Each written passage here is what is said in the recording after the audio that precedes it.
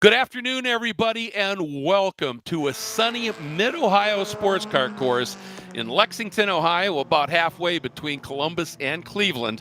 And it is the Hoosier Racing Tire SCCA Super Tour, and it is the sixth stop on the Hoosier Racing Tire SCCA Super Tour. And this happens to be the Ohio Valley region Great Lakes Race of Champions right here at Mid-Ohio. I'm Greg Creamer, joined by longtime Mid-Ohio announcer and expert Tom Michaels. Brendan Kaczmarek from DriversEye Live will be joining us. And as you can see, our director is Jordan Worth. And we are getting ready for round 2 qualifying for our first racing group. And that is what's setting out onto the track right now. And this is what I would call, Tom, the small bore group. Very, very competitive. But the GT cars and the like with the smaller engines, not huge horsepower, but very agile. And one of the things that I think I love about these classes here at Mid-Ohio, I've always felt, Tom, that this track is one of the ultimate driver's tracks. It's a technical track. And a really good driver here pays far greater dividends than a big pocketbook and engine. And these cars here are just phenomenal. Yeah, we're looking at 4 different classes here for this qualifying group, the STU, the STL, T3, and T4. We had a qualifying session this morning for all 8 race groups, and we had a 1-hour lunch break. Now we're going to have 5 more qualifying groups coming up here. We'll have the second go-round for 1 through 5.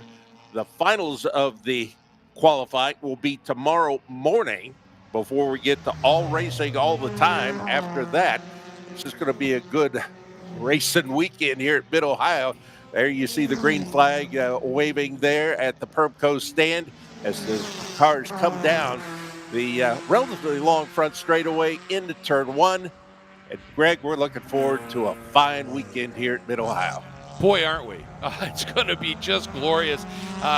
Pretty sizable entry here, and that is going to make things very interesting and fun. And you think about it, this is a super tour, a Hoosier Tire Super Tour event, so it is the cream of the crop of the Summit Equipment Road Racing series and of the Majors Tour as well. So this is really it. This is where you want to be. We have almost 250 entries as of my last count that have shown up here. And based on what I was seeing, Tom, in the morning times, we've already got new track records. I mean, in this one, I was taking a look. The STL track record here was Max Gee set that, and that was a 1:37.751. And, the STL time this morning, little bit off that. But in T3 and in STU, new track records already. That's impressive. Yes, absolutely. And keep in mind, if you came here 2 years ago as a driver, the track is different than what it was 2 years ago. They changed things coming down into what's called Madness. That is turn number 4 as they come off the long back straightaway with the kink in the middle of it. There you take a look at it right there. You may not be able to tell it as much that distance away, but they took an awful lot of the banking that was there on the outside of that corner out. Reason? Well, they had too many cars that were coming over there, going down into China Beach on the fly, which quite literally. Yes, and the final straw, I think, was the incident in IndyCar a few years ago with our friend there at the Meyer Shank Motorsports team. Yeah. And we were just holding our breath when he was coming out of that car. Well, what they have done is they have filled all of that in back there so that it is a much more level ride. You're not as likely to get up and get air under the car as you come off. Here we go back to another great camera shot here as some of the cars coming around. Really wide there. Yeah, real wide coming up over the top of turn number 5. But that is the biggest change here. Also, a couple of years ago, they paved the whole track. And so it is a much better surface than what we have seen previously. So I'm really overall not surprised that we are seeing record or near record times. Well, that and the fact that we have absolutely perfect weather. I mean, it's 65 degrees, a little bit of an overcast, and I mean, it doesn't get much better than that. The cars like that cooler air, tires like it, brakes like it, drivers like it. You know, what's not to like? And Nick Hamann in the morning session in the number 43 T3 Nissan 370Z Nismo turned a 135.821. And that's just a tick over 90 miles an hour. And I think that may have been the first. I want to look at what the old record was here. Yep, that's the first time a T3 car has gone around here in quicker than an average speed of 90 miles an hour at 90.168. But the conditions are absolutely possible. In this session now, Nick is already down to a 136.7. And the important thing here for second qualifying, because the way the grids will be set for the races on Saturday, fastest time in either qualifying session. So if you were quick in the morning here and that's what holds, that's great. But for Sunday's races, it's the fastest times from qualifying to this session or the first race of the weekend tomorrow. So there's still a pretty significant onus here to get a good lap in, help ensure you with a really good starting position on Sunday's events. Well, going back to another point that I was making earlier, I had a little bit of a brain freeze here. I was trying to think of the driver's name, Simon Pagenaud, who had that bad flip out there, driving for Meyer Shank. They had some kind of a brake problem in that car. And there have been other examples which pretty much drove the idea of changing that part of the racetrack. So now that we have finished that up, we can take a look now and see how some of the folks are doing out there on the race course. Absolutely. Now to the top with the fastest lap overall, a 136.484 is Tony Ave, and that is quicker than he went this morning, or quicker than the fastest STU car this morning, I should say. Tony had a little bit of a problem and was down in the order a bit, and it was David Fiorelli who turned a 136.7. Tony now topping that at a 136.4. Nick Hamann, who, like I just talked about, has already set a new track record, and I'm looking at his time now, 136.7, so a bit off where he ran this morning. And going to go down a little bit farther, find our STL leader from this morning was Mike Taylor, the number 39 Acura Integra, and he had turned to 139.3, and now Mike Taylor has about the same, 139.3 at this stage, so a lot of consistency there. But you know what we often see happen, Tom, is even though the track may have gotten a little warmer because it's a hazy sky, but there's still sun getting down to the track, you can see the shadows. But once you go out in the morning, and the conditions might be great, but then you make a couple of tweaks, and you can oftentimes find another tenth or two, and that's what they are certainly trying to do at their very best right now. Well, and Tony Ave up there at the top in the STU car. That is a Honda Civic.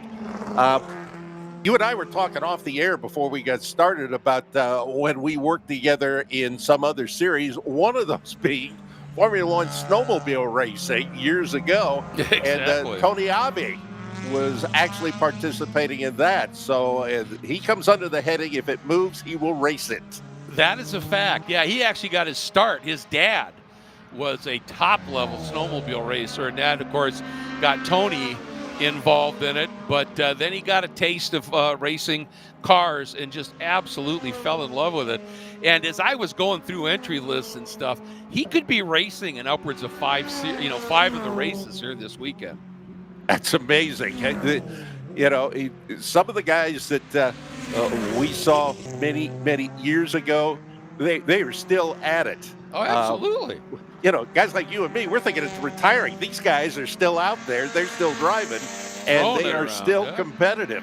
But Tony Ave at the top, and his time, a 136.484, which is about 0.2 better than the second quick.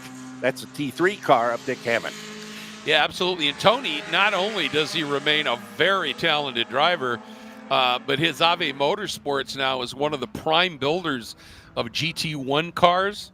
A lot of the field, they may have different bodywork draped on it than what Tony's running, but that chassis underneath is an Ave Motorsports built car. And he just continues to impress regardless of what it is that he's doing. Give you some gaps here. Mike Taylor, as I said, on the top right now, and I think Taylor did he? Yes, he has. Taylor now has gone a 138.4, and that is significantly quicker than he went this morning. This is in the STL, and that means Super Touring Light. It's just it's a more modified version than, say, a Touring 1 or a Touring 2 car. It's more modified to the chassis, a little bit more modified to the engine. And I'm looking at the track record here. It was a 137.7, and Taylor closing in at a 138.4, so doing a nice job. And that lap time, that was extremely impressive on today relative, Tom, to the competition. He's over a second clear of John Schmidt right now, and John Schmidt is no slouch. So Mike Taylor found something. Ooh. Yeah, we had a problem coming down the straightaway. A couple of cars, and I believe that was one of them, actually came together just past the flag stand over there on the backside, and then coming down into the right there. Ooh, we got squeezed. And now, still more problems as they come down here into the S's part of the racetrack. Got a little bit tail happy there, and eventually is able to get the car righted. Listen, Tom and Greg, you don't often just get away with one. At top speed at Mid-Ohio, but that's about as close as you get to having an almighty accident at top speed without actually having one. They are all really lucky to come away from that. Well, that was an accident all the way down that straightaway, basically. It was. And that's the fastest part of this track by far. Yeah. And, I think he dropped those left side tires, guys, and then was able to save it. But I think those, hot tires, it had a lot of dirt and junk stuck on those left sides. And when he got into turn 4, there was just nothing home in terms of grip. I think that was either the 122 of Mills or the 182 of Ethan Swindle. 122. Okay, so that was Mills. Car, yeah. Who's second right now, or who's been really competitive thus far. Second in STU, though, yes. Greg. That looking at the sector times for John Mills in that number 122 Miata, it's he's lost it all in the first sector compared to Tony Ave. Tony Ave's best first sector, 38.8. John Mills, 40.6. Yeah. And it's been that way most of this session. He gets a lot of it back in the third sector, so I don't know that anybody here is really getting very clean laps. I don't know that we're seeing the full potential out of any of these top STU cars. So maybe if John is able to kind of hang in there for a few more laps, get himself some clear air, go take a stab at Tony Ave's provisional pole time. Yeah, I think this is the biggest class we have. It's over 40 entries. And Tom, this is not the longest of tracks, 2.4 miles. That's a lot of traffic to have to negotiate out there. Absolutely. One of the things to keep in mind, if you are somebody who has watched the many pro races that have been here, and you know that between turns 1 and 2, that's a fairly long little straightaway there as you go up into the keyhole. Well, here we have what they call the club course, which is the, I won't call it the original course because there have been various modifications, but there you see it. You come up, you make that quick right, and then you come around to the left, and that brings you into that off-camber top part of the keyhole, and makes for some very interesting racing. It does take away one of the good passing areas, which is normally between turn 1 and 2, but still, it's a very interesting part of the race course, and as you mentioned, a technical part of the race course. Oh, very much so. And, that takes away that huge just straight line power advantage of a big motor car. And, so you feed it at some pretty good speed into that chicane, Tom. But then you've got to be very, very on top of managing your speed on the exit because watch it right here. There it climbs and then drops. And if you attack that with too much speed, you just push right there, because as you fall down that hill, you lose all of your, camber or banking. And so if you come out of there too fast, now you're just in a push mode, and then you've got to overslow to get the nose to bite, and then you're just slow all the way down that super long back straight with the kink. So this really adds a technical element to it. And for somebody who's running, it's got a huge pocketbook and has a monster motor, but they're not maybe the best driver in the world, that chicane helps equalize that a little bit. Well, this is an OVR race, Ohio Valley region, that is pretty much around the central Ohio, Columbus, Ohio area, and so many of the wonderful towns around there. 3 different races this year for the amateur races put on by the OVR. There'll also be one here by the Cincinnati region coming up later on in the summer. And for those of you who are either here at the racetrack or if you're out there and watching, you can come out and watch these races. If you don't have a season pass to Mid-Ohio, which is included for the races here, plus I think $10 to get in. And you want to talk about a bargain. That's ridiculously good. Yeah. One of the interesting stories here, folks, is Chip Herr, who set a very good time, and he is a former national champion and World Challenge Pro champion, who was at a quick time this morning, has just got back out on the track, and he is just working up to some speed. So as this session continues, we're going to take a quick moment and step away, say thanks to our sponsors. We'll be right back with you from Mid-Ohio. Okay, track day checklist. Let's go. You got your gloves, your helmet, water, snacks, sunscreen, your car is prepped and ready to go.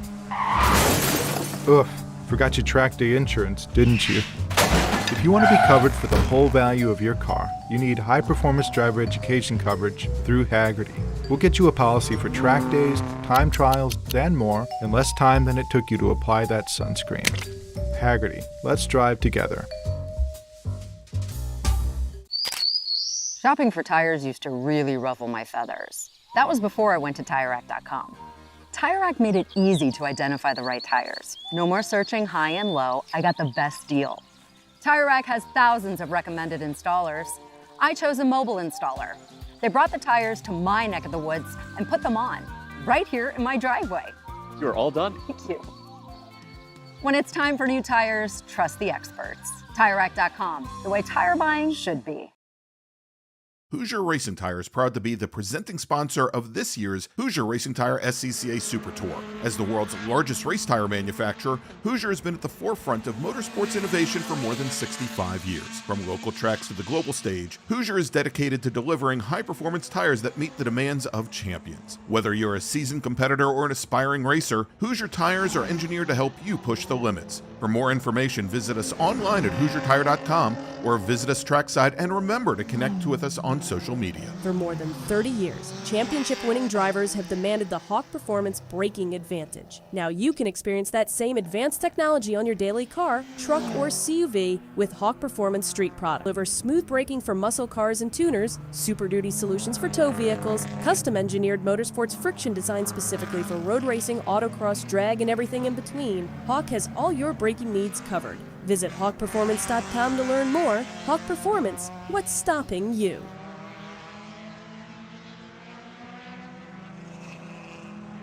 Welcome back, everybody, as we are just wrapping up with just over 5 minutes to go.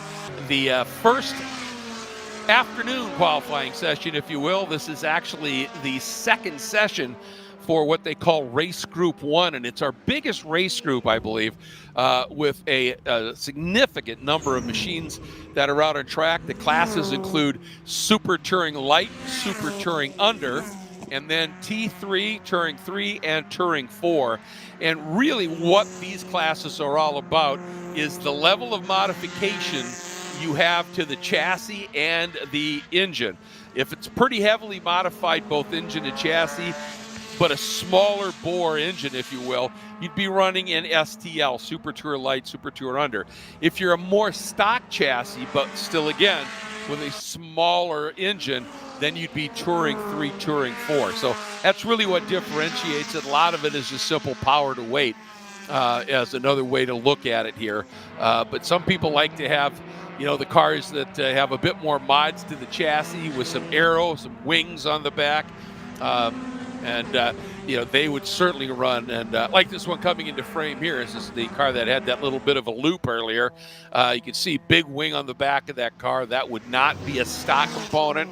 So then they wouldn't run in touring. They would run in STL or STU in this case, I believe.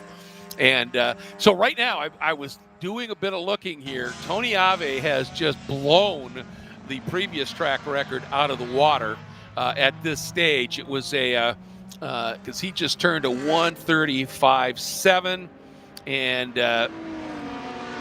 it's a little bit quicker than he ran this morning. Nick Haman as well at a 1:36.6 in the T3 category. That's second overall right now. And Nick finds himself just about 0.2 of a second off track record territory in that category. Mike Taylor, 10th overall, but fastest in the Super Touring Light class in his number 36 Acura Integra, has turned a 1:38.4, and the track record there is a 1:37. So he's a little bit off of that by about 0.5 seconds. And then looking at our fastest in the T4 category, that's a Maiden Workman in the number 52 Mazda MX-5, and he's got a 1:40.7, and that is just, again, a little bit off of the track record as well. So interesting times here that we are watching here.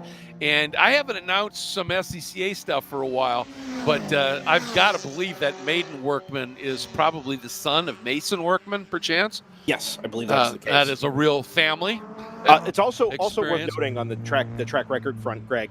In SCCA racing, we'll set track records during race sessions only, but obviously this is as good as the cars are going to get. So you're kind of getting that ultimate pace kind of feel from the car, but you're also judging whether or not the track is going to have that kind of pace in it. Exactly. Right? And when we get to this time tomorrow, it'll be a little earlier tomorrow when we go racing for Group 1, right around 10 o'clock tomorrow. Maybe a little bit cooler. I think we're expecting some cloud cover tomorrow as well. So we get a quick off and on there from one of the Nissans. Is that Big Hammond? Looking for a little beach time. But let's keep an eye on those lap times again when we get to tomorrow, because I do think there is some serious pace in this track. As we get a quick replay, headed down into turn 4. There's one. There's two. There's fluid down there. That was a weird one. It was, because that first car, skated a little bit wide, but hung on to it. Yeah, I think that was one of the Civics there. Just maybe pushing a little bit too hard. Remember, I think you and Tom had talked about it earlier, Greg. Maybe it was off air. They've taken some of the camber out of turn 4. That preceded our 2025 event here. But if you weren't here last year, this will kind of be your first look at it if you're not a local. And you kind of get suckered in there even more than you could before, because you don't have. Oh, that's a big one off at turn number 11. Managed to keep it off the tire barriers there. That's phenomenal in and of itself. That is such a tricky corner. We were talking about that before we went on the air, and I said I think it's one of the most underrated corners in North America. And Brendan, your comment was awesome. You just went, I hate that turn. Yeah, I think I'm probably not the only one that feels that way. Sure. Certainly the driver of that NC MX-5. I think that may have been the number 169. Yeah. I think those. I'm sorry, that's an ND now? I'm not sure.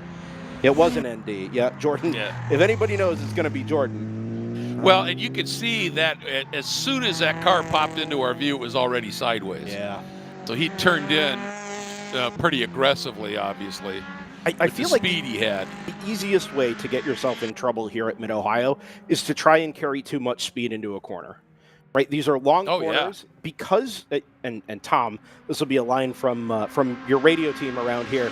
There's never a point on this track where you're both going straight and level. The road is always doing Yeah. something here, right? You're either Exactly. arcing into a corner, you're climbing a hill, you're descending, the camber's changing. Something is always happening to upset the balance of the car. And if you really try and hustle one of these, heavier touring, super touring cars into a medium to high speed corner like turn number 11, and you don't have the car planted, it will snap around on you or do something otherwise unpredictable. And I think that's what we saw up there going into turn 11 just a moment ago. And the checker flag is out for this session. All right, everybody, if they were on lap, they will be able to continue and get that lap time in.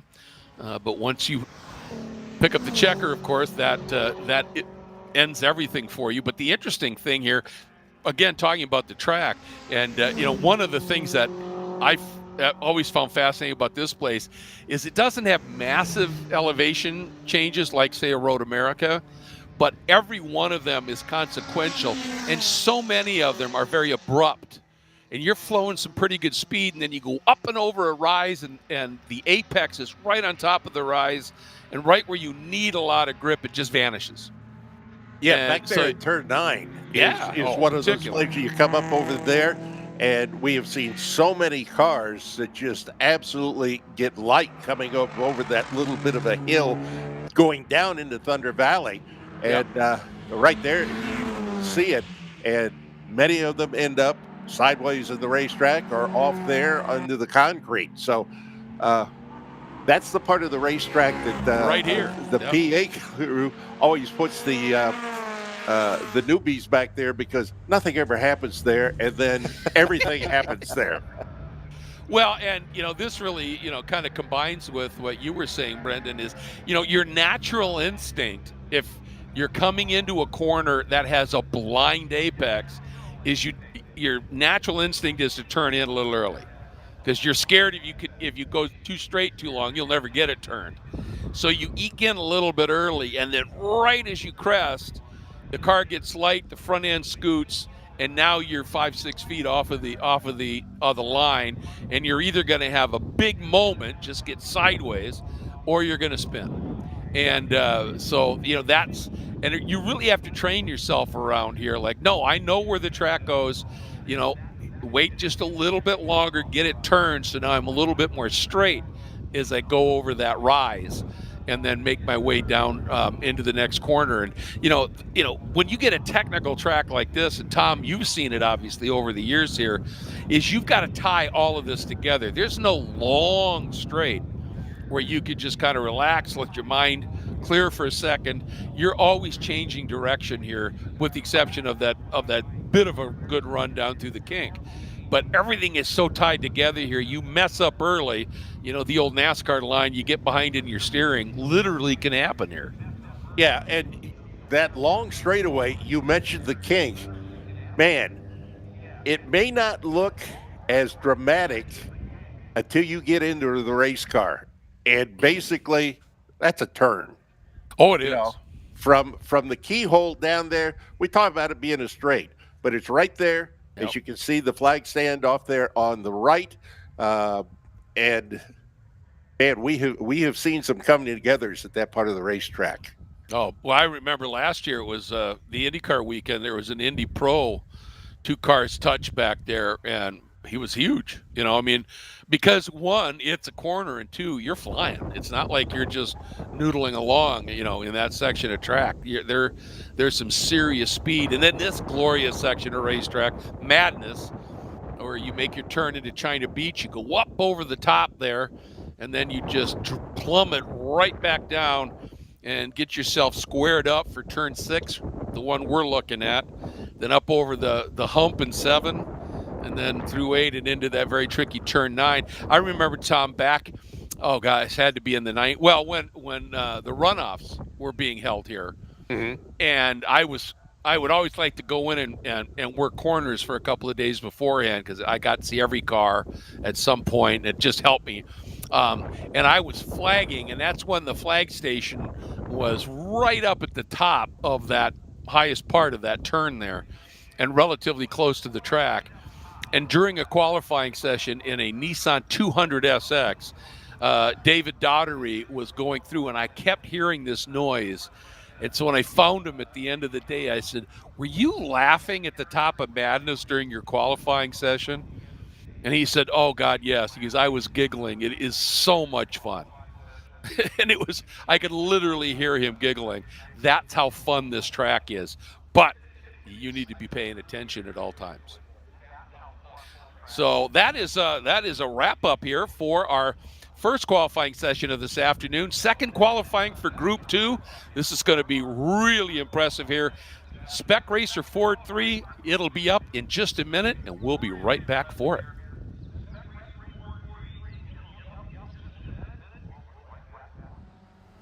Mazda's been very supportive of racers within the SCCA and all the other grassroots organizations for many, many years. Really, their support for racing and our type of racing is unmatched from any other manufacturer. They've been a great partner for many, many years. Mazda, hands down, is the best company to work with for sports car racing. Factory support is second to none. It just feels right. You feel connected.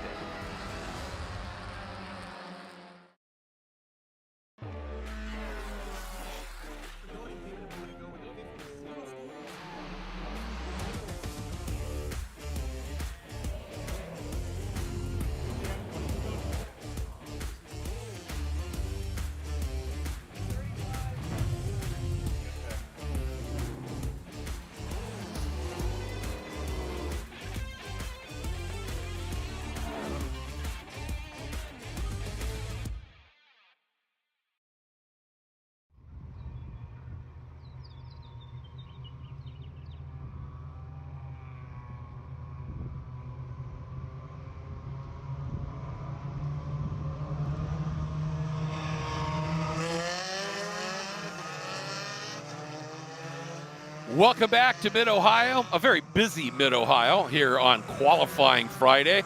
And this is second qualifying for Group 2 Spec Racer Ford 3. And this is a class that has evolved over the years, but pretty much always with the same chassis. The Spec chassis, it started as Spec Renault and then just became Spec Racer. And then Ford got involved and built a little bit more of a punchy power plant for it. And these cars, the popularity then really took off because they were a bit underpowered with the previous power plants. But when Ford came in, they got involved. Well, then they decided, okay, what are we going to do with this class? We're going to keep it, or And then Ford said, we would like to do one more iteration at least of this engine. And they had a little different gearbox for it. And these cars in the Spec Racer Ford 3 variant have become absolutely wonderful little prototype race cars to drive. And I think, Tom, arguably some of the safest possible cars you can go racing in.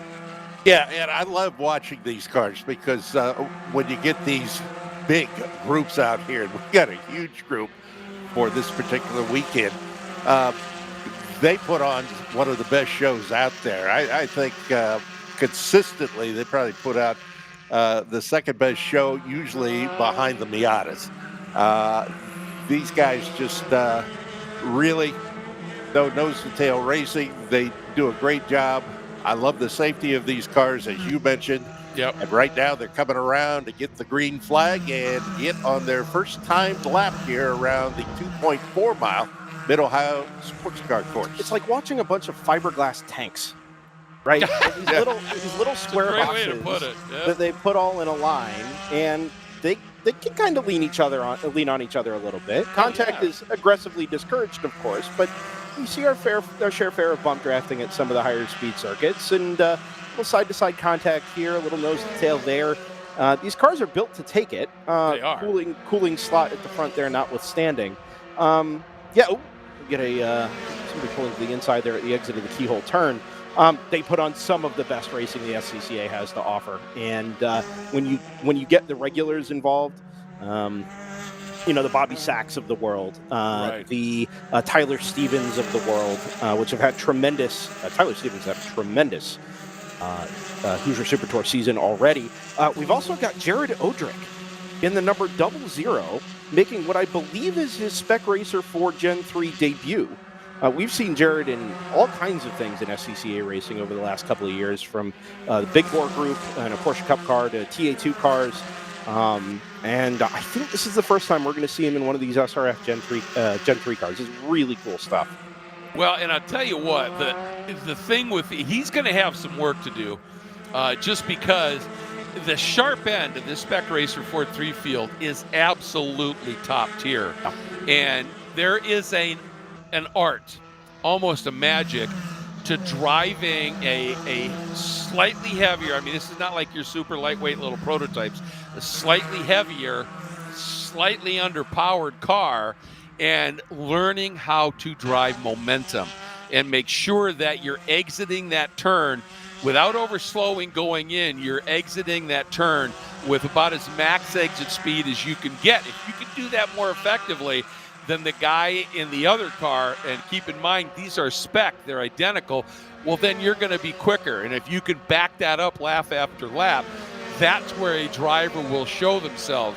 And Bobby Sack, you talked about, he was fastest this morning at a 1 minute 35.3. That's 90.651 miles an hour. He won here last year at this SCCA Hoosier Super Tour event on Saturday. And the other guy you mentioned, the 105 of Tyler Stevens, who was sixth this morning, won on Sunday. And so that just gives you an idea of just, how you combine that with track knowledge, but also just knowing how to drive these cars. It's everything. And, I went and found Jared this morning. He was back in 25th, and that, that's no statement against him. It's just a completely different driving style, especially if you've been driving something, with a big motor in it, where, you can, it just changes how you drive a corner. And now you've got to learn, oh boy, I got to roll a lot more speed than I have been. Boy, what a training ground it is, because if you're fast in these cars, no matter where you go, you're going to be quick, in my opinion. I've never driven one of these Spec Racer Ford cars in the real world anyway. But the sense I get is that these cars are all about weight transfer and mastering weight transfer. And yeah, absolutely. We were just at Portland International Raceway last weekend, a dead flat circuit with mostly slow to medium speed corners, with, maybe one exception. You come to Mid-Ohio where, again, the road's doing something all the time. The car is at a different attitude all the way around the lap. And if you're trying to manage weight transfer, getting the weight back on the rear wheels with that, rear engine, trying to get the power down and get the most out of the rear tires under acceleration, it's not exactly the easiest thing to wrap your head around and execute lap after lap after lap. Sack, Long, and Stevens are the top three in this session, and arguably are three of the best in the country at doing the Spec Racer Ford Gen 3 thing. Incidentally, Greg. Yes. There's a trio, a quadruplet, as a matter of fact, of Spec Racer Ford Gen 3 drivers that we don't see this weekend. That's Dave Ogburn, Denny Stripling, Russ Turner, and Judson Holt. Endurance racers, in addition to being some of the very best at the Spec Racer Ford racing, they are not here because they're at the Nürburgring Nordschleife taking on the 24 hours this weekend. Oh, life's tough. In a BMW M4 GT4. So they've traded in these little fiberglass tube frame prototype adjacent cars in the Mid-Ohio Sports Car Course for an iconic brand at an iconic circuit for 24 hours. So best of luck to them. Would love to have them absolutely here. But they might be the only people in the world having more fun than us right now. Well, I would agree with that. And, having the first two races I ever saw in person in my life were the Nordschleife. And, I love Mid-Ohio, but, boy, you get a chance to drive in the 24 hours, you take it. And, best of luck to them. It'll be fascinating to see how they do against other drivers like, Max Verstappen. Had to throw that one in.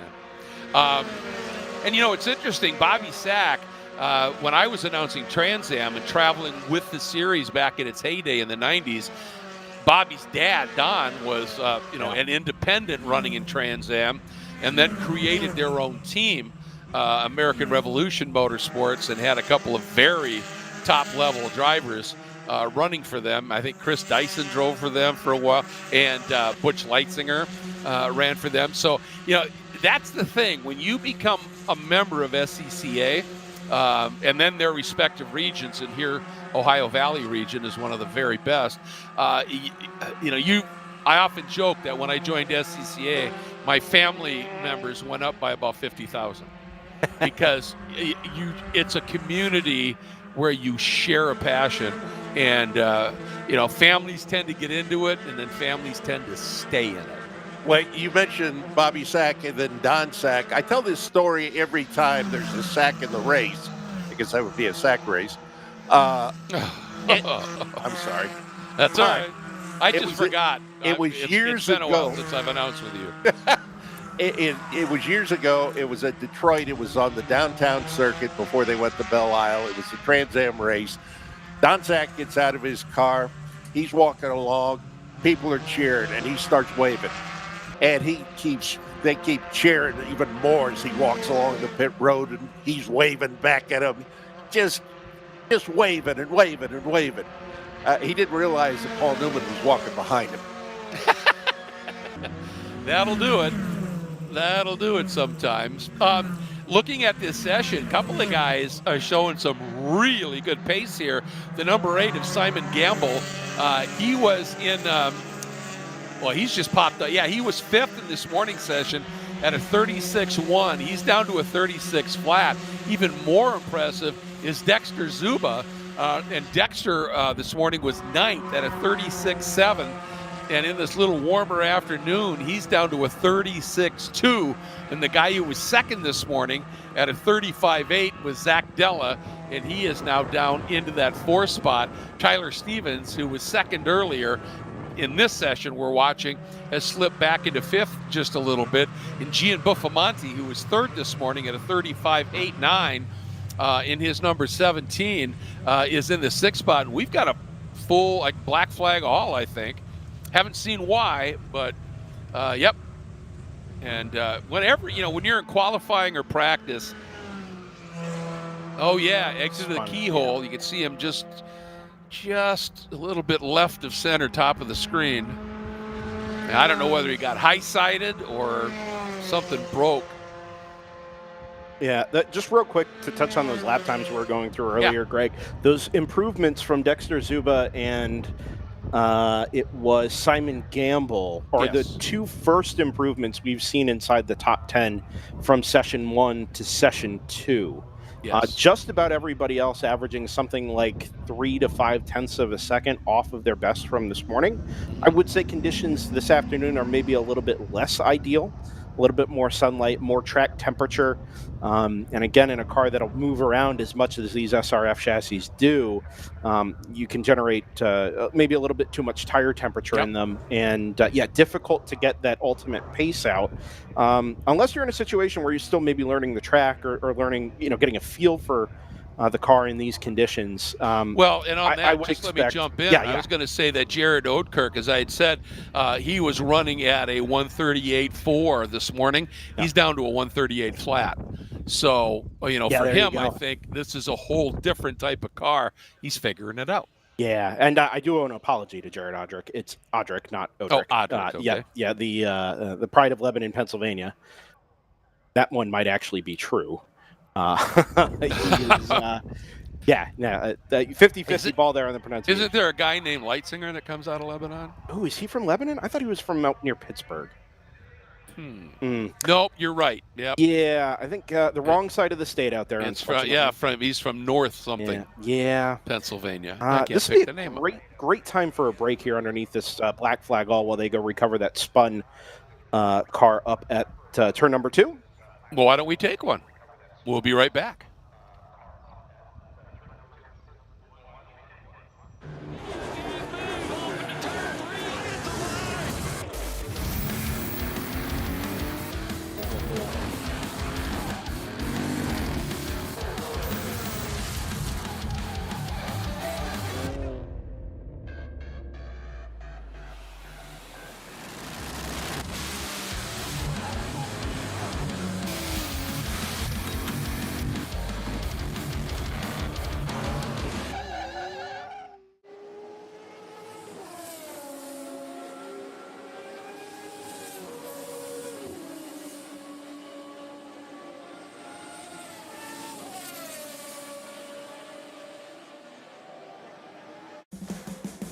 What does it mean to be built with Summit?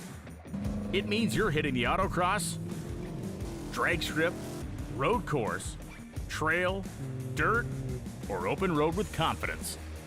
Because Built with Summit means you're using parts from the top names in performance. Priced to make your project affordable. And it's all backed by trusted tech expertise and blazing fast shipping. Summit Racing Equipment. Let's build it together. SummitRacing.com.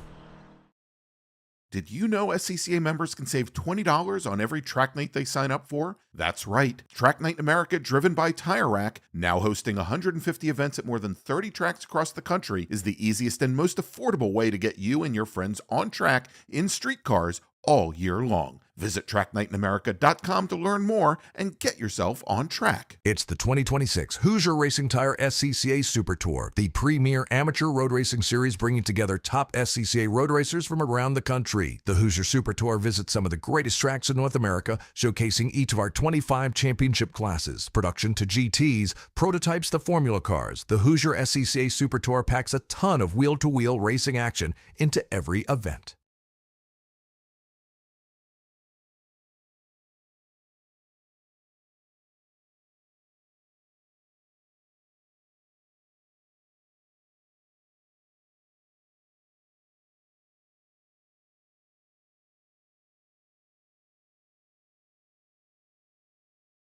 And welcome back to a fairly quiet Mid-Ohio sports car course here as the Hoosier Racing Tire Sports Car Club of America Super Tour continues on its sixth stop of this. And you can see the rescue vehicles, the emergency vehicles out there.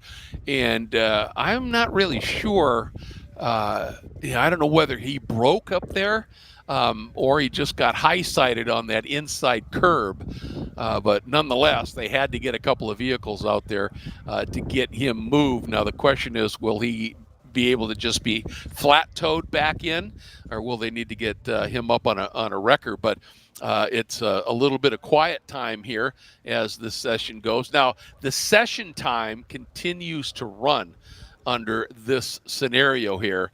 And so we've got just under 10 minutes left in this session. So certainly time for somebody to be able to do something. I mean, we've seen what Simon Gamble was able to do and Dexter Zuba and a few others that have been working on improving their time. But, one of the things is when it's a red flag like this, and you can see how the cars are just queued up, you could do minor things to the car when you're stopped like this, mostly, cleaning a driver's visor, that kind of thing. So we'll have to see what happens when we get back out on track. But obviously, Tom, this is the top of the heap in terms of SCCA competition, that Hoosier Racing Tire Super Tour. You do not want to miss one iota of track time. Yeah, and this is taking a big chunk out of this particular qualifying session.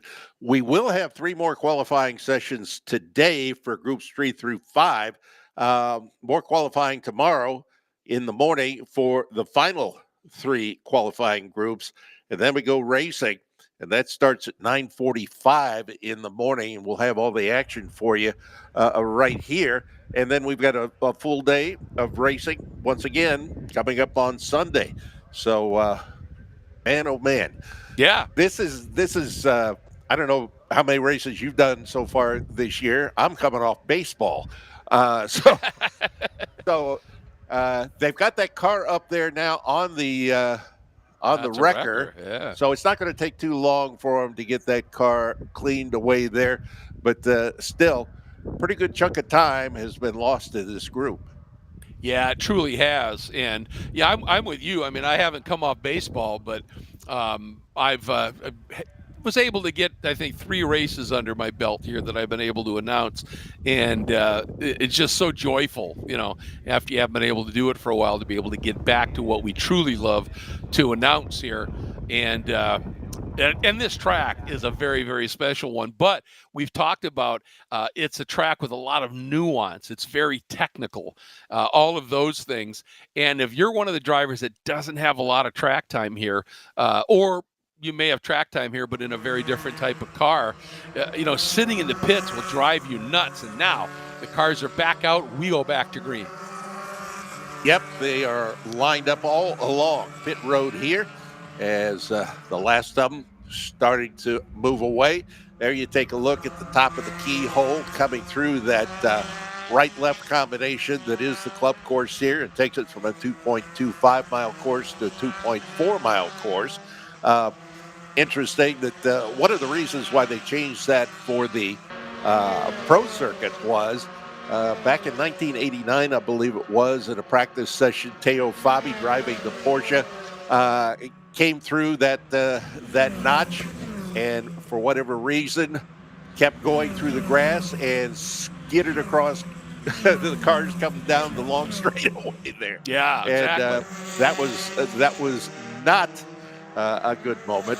That moment is on YouTube someplace, but we're running the longer course here, and it just adds another bit of intrigue, I think, as we move our way through a full weekend of racing here for the Hoosier Racing Tire SCCA Super Tour event here. It's another one of those corners where you've got to stay ahead of the car, and the heavier the cars get and the less powerful they get, the more important that becomes. And what would otherwise be a pretty straightforward run out of a very quick turn one into arguably the best passing zone on the track is now a sequence of 3 corners that you've got to hustle speed into and then gradually bleed it off as you go back to the left and again to the right, down through the gears all the way. Difficult to get a pass done, but if you get behind the car on the way in, it's going to hose you, not just for the transition to the left and then the right-hand hairpin, but all the way down that long back straightaway as well. Well, that's absolutely right. And I mean, the key here on this track, and that's, it's apropos that it's called the keyhole, is your exit speed out of the keyhole is everything. And adding that little, we got a car that is spun right at the exit of the carousel here. It looked like the number 33, perchance. Yep. Rob Peel sticker. Yep, it's a little too much speed and steering input there.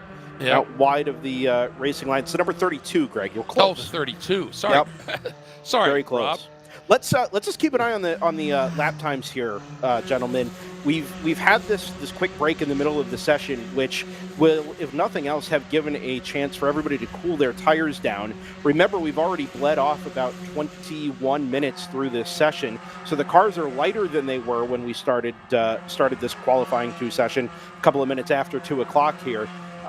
This is going to be the opportunity on cooler tires and lighter cars to try and improve from your time this morning. We have already seen a purple Sector 1 from Gian Bufamonte, a 39.1. Improvements, first cars across the line are Tyler Stevens and Peyton Long. They do not improve, although set personal best third sectors. So maybe setting up for a fast one here. Well, Bufamonte jumped to second. There we go. All base, yeah, he was 2/10 quicker than Bobby Sack was in that first sector, and that has just leapfrogged him right up into second, pushing Gamble in the number 8, the 95 of Zach Della down to 4th, and the 89 of Dexter Zuba, who'd been doing a really good job, up into 5th. And hard to believe Tyler Stevens now is outside of that top 5. But there's a little bit of time left in this session.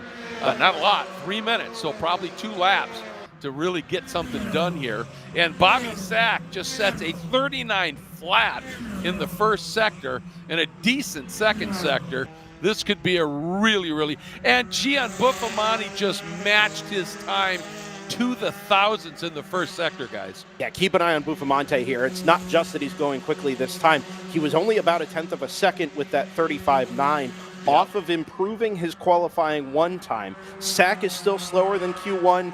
Stevens and Long are still slower than their Q1 times as well, but Bufamonte is the one who stands to gain the most here. If he can get down to a 35.877, he will jump Zach Della's time from this morning and put himself on the outside of the front row for race 1 tomorrow, alongside that number 19 of Bobby Sack. The top 10 here are all within 1 second as they move their way around the race course. And now Zach Della moves up there to second quick. And we watch. Oh, there it is. Bufamonte comes right back. Holy cow, Tom. 35.6. Yeah, that's impressive. That is impressive. Yep, that is outside of the front row material bettering his time from this morning. Zach Della's time from this morning was a 35.878. He's still about a tenth off of what he was capable of, but I got to believe, Greg, that if Bufamonte is able to string a lap together, that Zach Della can still do it in the dying minutes of this session as well. I would agree. And, you know, if you can get a little bit of a toe, if you're working with somebody coming out of the keyhole, we got a car going really slowly out of the keyhole in the background, but if you can get a little bit of a toe down this back straight and through the kink, and you know, then have them work with you going into China Beach, you can make up some time. I mean, it's not a ton. It's not like drafting at a Road America, but you know, if you could pick up a 10th in these cars, you know, as Tom mentioned, how close packed that top 10 is right now. If you could pick up a 10th, that could be 3-4 positions. Yeah. So it's huge. Yeah, Bobby Sack resets fast time of the session down to a 135.4. Not enough to better the provisional pole time from the morning session. Here come Long and Stevens together onto the front straightaway. Cars 105 and 104. They both jump up to third and fourth respectively. Stevens ahead of Long. And, oh my gosh, it's all changing now. Gamble goes to second. What a lap by Simon Gamble in the number 8. Yeah, 135.4. He just put in here, and this morning he was at a 36.1, so he has found 0.7 of a second from this morning. That's impressive, guys. I think he came across the line with Zach Della in the number 95. They all updated all at once on our announcer live timing page here. Della himself was able to put in a 135.6, so he did improve his time, and now all the times that we're seeing behind Bobby Sack are improvements on this morning's session. So it took us until quite literally the dying seconds in the checkered flag of this Q2 session, but we are finally seeing the quickest times of the weekend being laid down and a reshuffling of the grid we thought we were going to have, not just after this morning, but even just 5 or 6 minutes ago. Now, all of these cars are going to have 2 races this weekend. We're setting the grid, I know, for race number 1 tomorrow. How do they set the grid for race number 2? Overall fastest lap from any session. Okay. So this will probably be, so we get a wheel off there at the exit. That was Tyler. This will probably be the fastest lap of the weekend for just about everybody. And we'll set the grid, not just for race 1, but the top of race 2 as well. Sorry, a wiggle there from Tyler in that black and red car. That all black car behind him was really crossed up. They are pushing so hard. What does Tyler do? He was 5th. Where does he come? 36.1 for both. Yep, no significant improvement. Now, it is an improvement in terms of, at least for Stevens, in terms of his position coming out of this morning's session. Right. So a net positive regardless. I think and Bobby Sack, I noticed too, guys, in that bright, or that silver number 19, he was all by himself. He was going, I got my good lap in. I am just fine. Thank you. Try and beat it. Bobby Sack is one of the few drivers I've ever seen walk away from the front of an SRF Gen 3 field on merit. I saw him do it at Watkins Glen. I've seen him do it here. It really is remarkable stuff when Bobby is at his maximum pace. Can he sustain it for 25, 35 minutes, 16 or 20 laps for our race distances? Yep. We'll have to see. But I got to believe, Greg and Tom, that after this session and this just absolute avalanche of activity here in the dying minutes of Q2, that we're in for something pretty special come tomorrow morning. I think so, too. And just note here, Simon Gamble, at the end of this one, the margin between first and second in this session, 27 1/1000ths of a second. And that comes from Bobby Sack slightly improving over his morning. No, he didn't. Just a 10th off his morning time. And Simon Gamble finding 0.6 of a second from this morning. Simon Gamble's got to be grinning ear to ear. If I were any of those drivers, I'd be grinning ear to ear. I'm grinning ear to ear, and I'm sitting up here in the booth. I mean, it really that's a very good point. One of the best qualifying sessions I can remember seeing in an SCCA weekend. Just activity all at once, a packed track with, what are we going to have here? 37 cars come tomorrow morning. Just awesome stuff. Can't wait. Just pouring out of that pit lane after that long stoppage. So Bobby Sack, quickest in this session, and his morning time will hold. Simon Gamble second and Zach Della third at the end of this one. And pretty good runs for everybody. And of course, we've got another qualifying group coming up. This one should be a lot of fun too.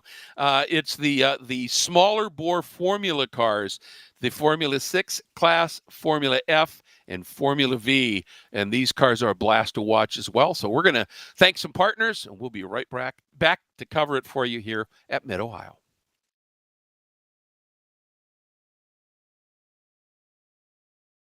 Okay, so pretend this is your race car. It's on the trailer, and you have an accident. Ouch! At least your truck's insurance will pay for another one? Yeah, not so fast. Standard insurance won't replace your race car, whether it's in the trailer, in the paddock, in the garage, or the repair shop. But at Hagerty, we can protect it for what it's really worth anytime it's off the track. No matter what or where you race, offer less than a set of race tires. Hagerty, let's drive together. For more than 30 years, championship-winning drivers have demanded the Hawk Performance braking advantage. Now you can experience that same advanced technology on your daily car, truck, or CUV with Hawk Performance Street products. With brake pads, rotors, and fluids that deliver smooth braking for muscle cars and tuners, Super Duty solutions for tow vehicles, custom-engineered motorsports friction designed specifically for road racing, autocross, drag, and everything in between, Hawk has all your braking needs covered. Visit hawkperformance.com to learn more. Hawk Performance, what's stopping you? Want to try SCCA racing, but with an appropriate focus on fun and learning? The SCCA Race Experience program is exactly that, with both short sprint races you can drive by yourself and endurance races you can do with friends. All you need is an SCCA membership, a driver's license, a properly equipped car, and the right driver gear. Visit scca.com/racex to find more information and events near you. Hoosier Racing Tire is proud to be the presenting sponsor of this year's Hoosier Racing Tire SCCA Super Tour. As the world's largest race tire manufacturer, Hoosier has been at the forefront of motorsports innovation for more than 65 years. From local tracks to the global stage, Hoosier is dedicated to delivering high-performance tires that meet the demands of champions. Whether you're a seasoned competitor or an aspiring racer, Hoosier tires are engineered to help you push the limits. For more information, visit us online at HoosierTire.com or visit us trackside, and remember to connect with us on social media.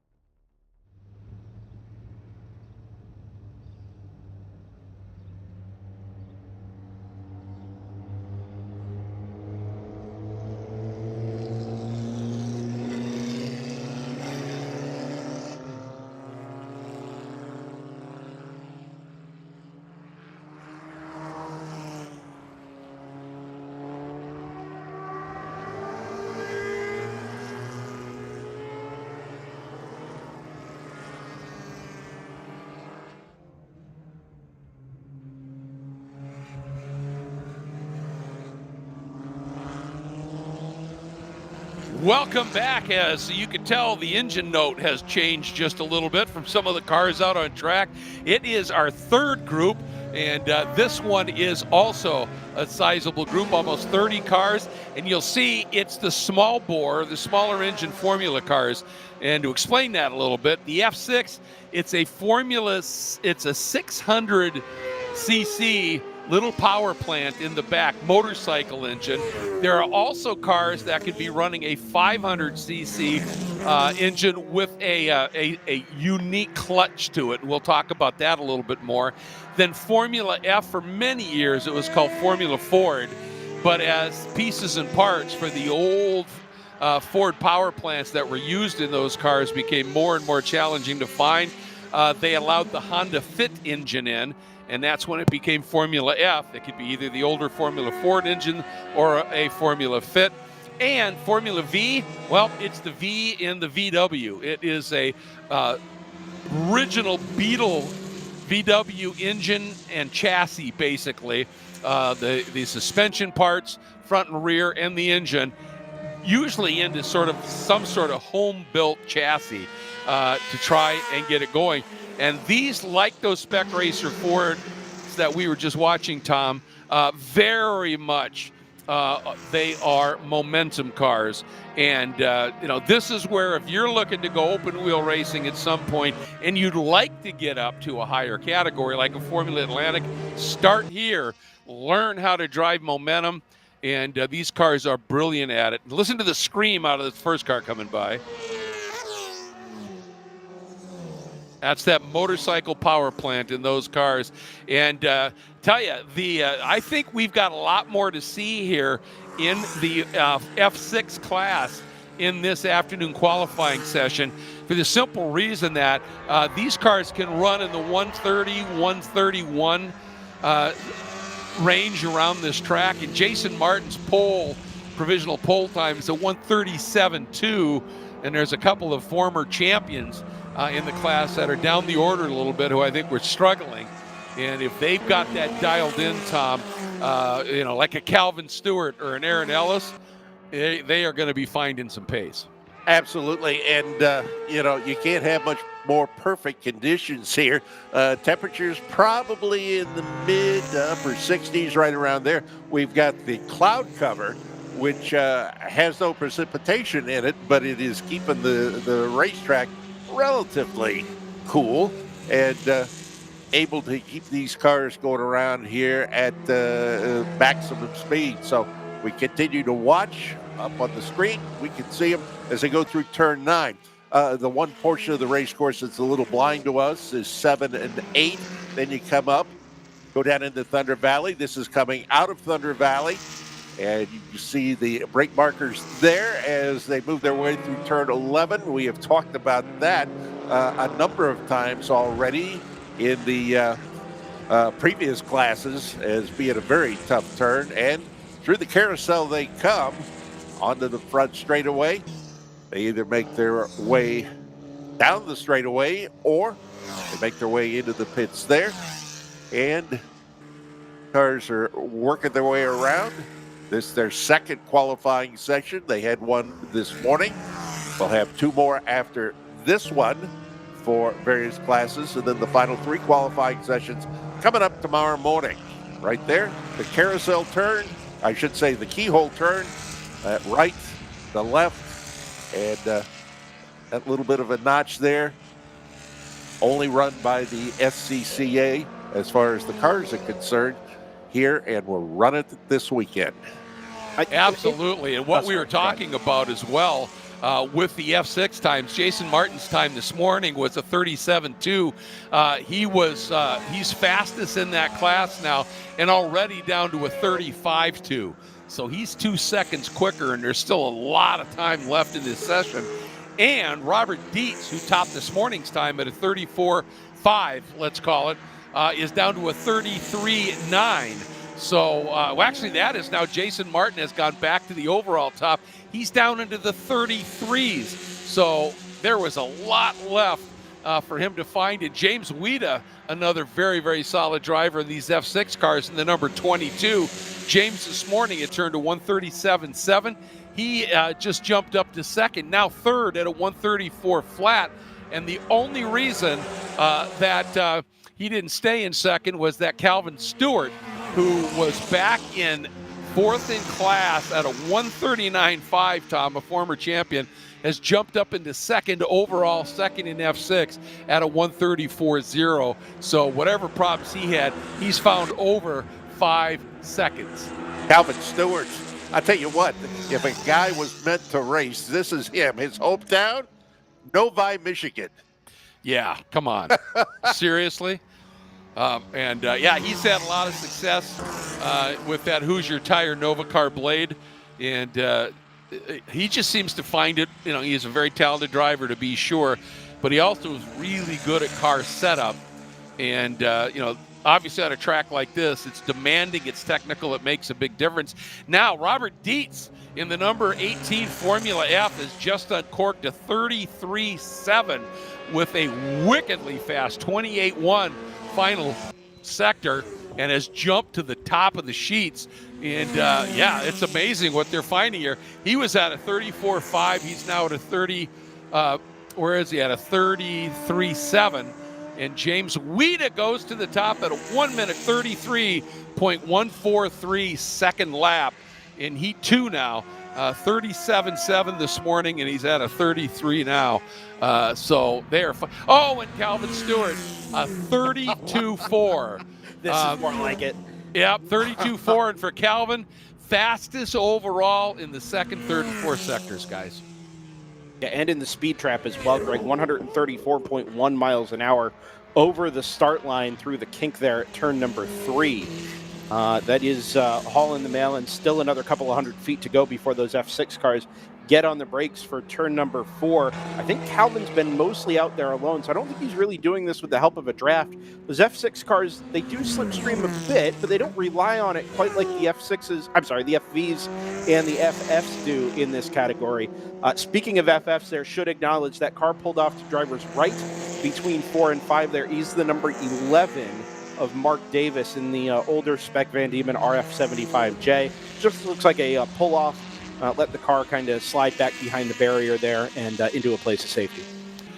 And just wanted to point out, for those of you who might be watching and you're really not familiar with the cars, the car going through your frame right now with that wide open wheelbase, that is a Formula F. And then you can look at you can see the little F6s there. They've got that sort of semi-enclosed bodywork around the wheels, that sort of thing. And here you can see that was a nice job of a point by that Formula 6. Knew he was going to the pits, made a very, very big point by to the overcoming car. And then you've got the Formula Vs, and they're a much narrower wheelbase and an even smaller tire than the FFs. So there you see a pack of the Vs going through. There's one of the FFs, just so you can recognize them a little bit by their difference. And you'll notice if you look around the suspensions on the front of the FVs, they're all very, very similar. And that's because you've got to run the old scissor suspension front end, and to get that to come out of the chassis, there's they have to maintain a bit of similarity there. And the other thing that sets a Formula V apart, guys, you'll know this from watching these cars for years. Oftentimes on the down change, you'll see that little puff of smoke. The V-puff. The V-puff, exactly. Yeah, but iconic. It is, but there are a few classes that put on better racing than the Formula V class. Well, when to that they end, run Greg, in a pack, it is spectacular. To that end, Greg, we just had, up until about 20 seconds ago, the top 3 in Formula V separated by about a half a tenth of a second. Incredible. 3 cars, Brian Farnham, Andrew Abbott, and Steve Whitston, not necessarily in that order, all in the mid 124.8s. That is how specific you've got to get to peel apart this Formula V field. Exactly. And now Steve Whitston has managed to find a couple of tenths there, puts about 2 tenths between himself and Brian Farnham in the number 15.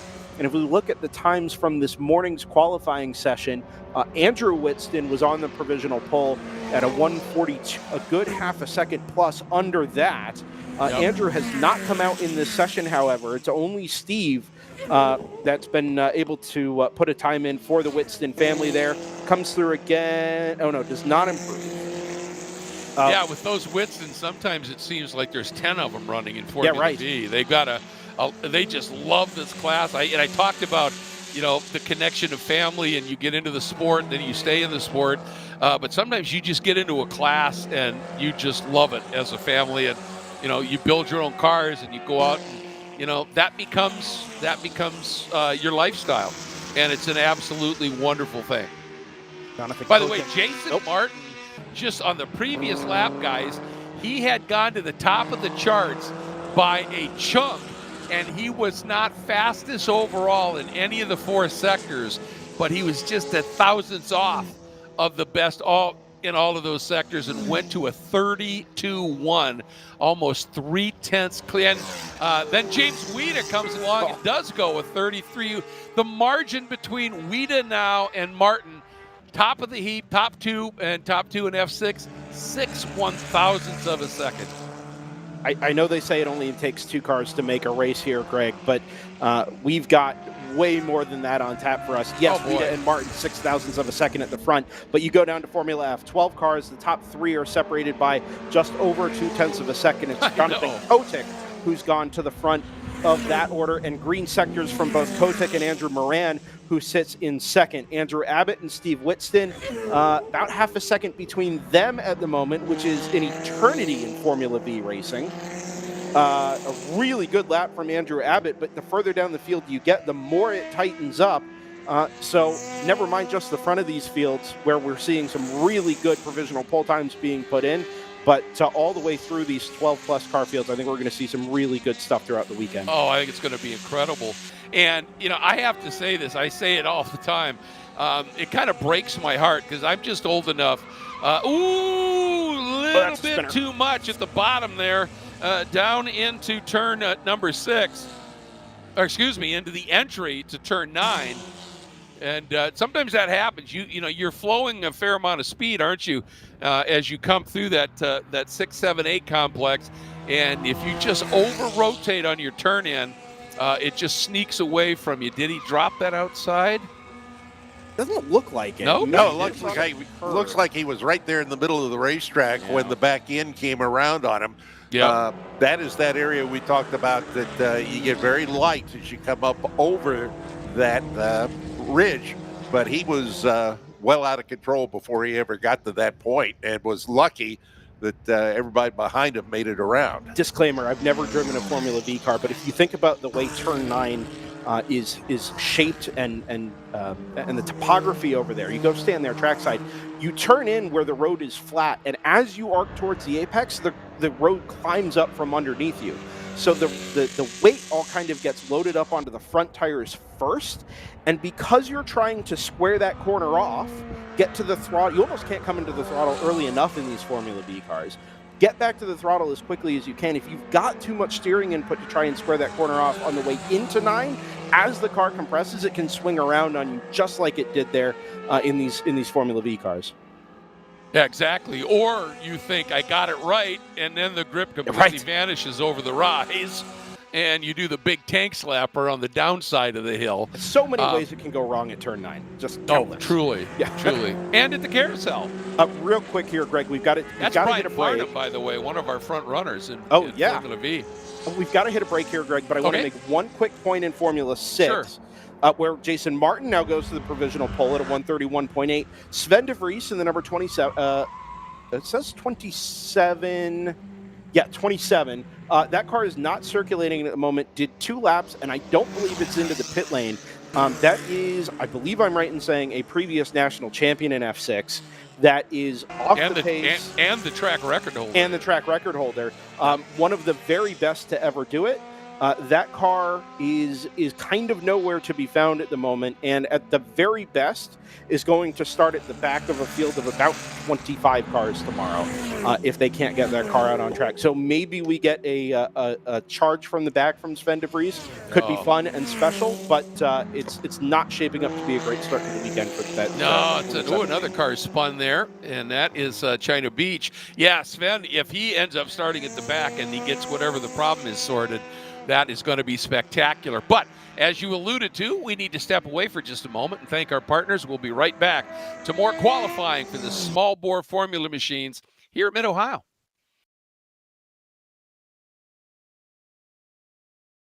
Shopping for tires used to really rub me the wrong way. That was before I went to TireRack.com. TireRack's tire decision guide made it easy to find the right tires. Talk about secret sauce. You might ask, well, you bought them. Now how are you going to put them on? No problem. TireRack has thousands of recommended installers. I chose one that does mobile installation. A technician brought the tires right to my house. He's installing them now. Almost finished, Herb. Take your time. I'm just marinating. TireRack.com, the way tire buying should be.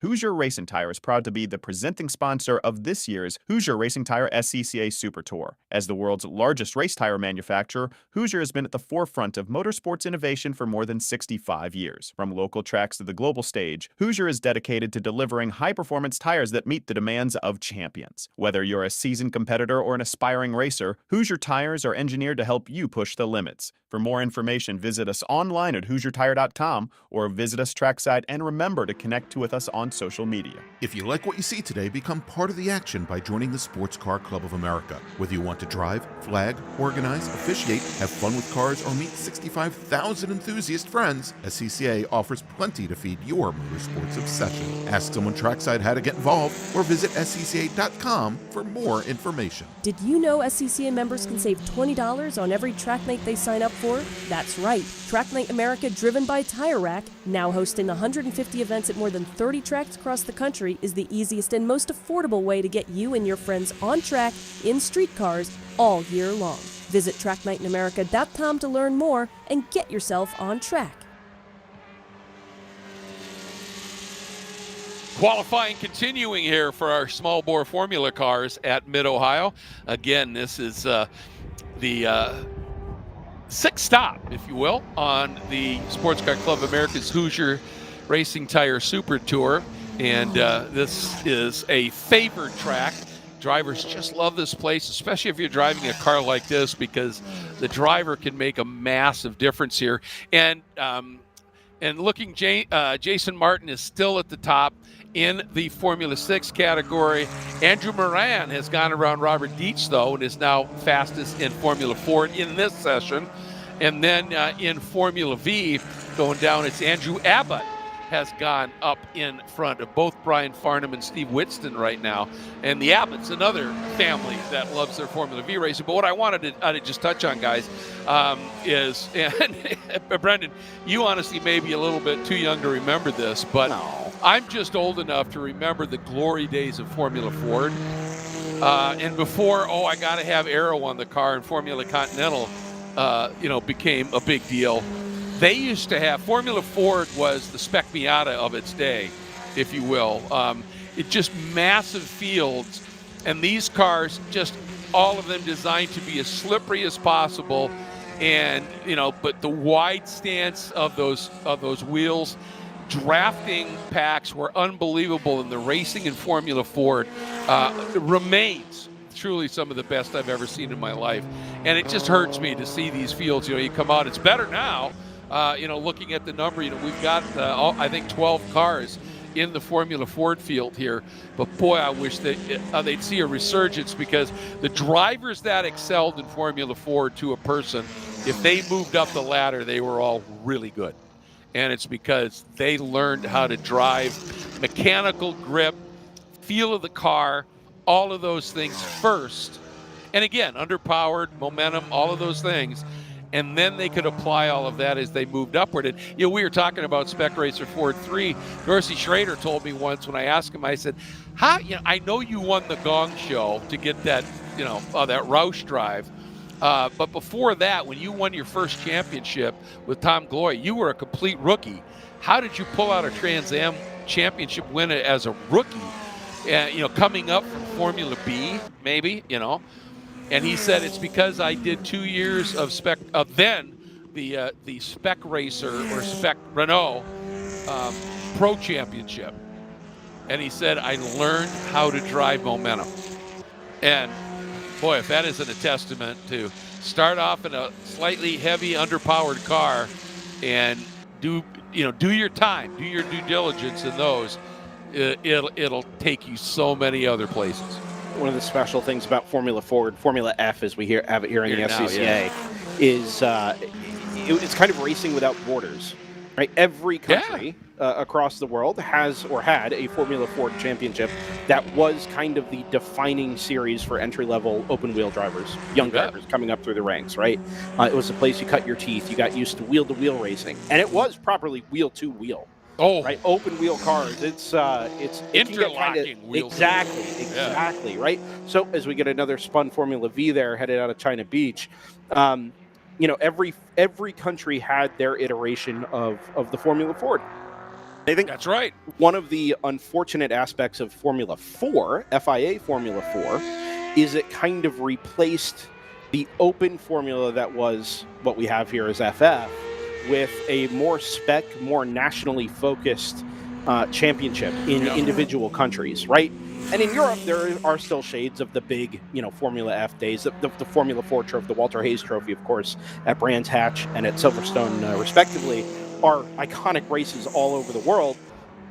But some of those national championships that we have that were so defined by these Formula Ford cars, lightweight, underpowered, as close to spec as you're going to get without actually being spec, and touring countries, whole countries, I think we've lost a little bit of that. I agree. It does make this special. It does make these 12, 15, 18 car fields a real treat. And again, I know I've been saying it all weekend. I think we're in for something special, but FF really is kind of one of those that we don't always get to see, but when we do, they just put on bangers. I think that these cars, these kind of cars, the young drivers learn more about respect, about the guys around them. You have to. Yeah, that's how you have to race. I've seen enough of the other that I see them banging wheels. I see them doing that stuff. You do that in these cars, and you've got a major problem. Yeah, no bump drafting or side to side like you get in the Miatas or the Spec Racers. Right. Yeah. And and the thing is, think about it. A car with a front wing, you get a little close to somebody, you bump that wing maybe, and you feel it. And here there are no wings. So when you bump somebody, if it's wheel to wheel, it's going to be pretty sketchy. And so that's that respect thing, of racing that back in the day. And to Canada, and of course this Canada is a country whose motorsports is revered up there, and they know their stuff. The fans do. And Formula Ford, they still have a Pro Formula Ford series that is one of their launching stones into some of the other racing up in Canada.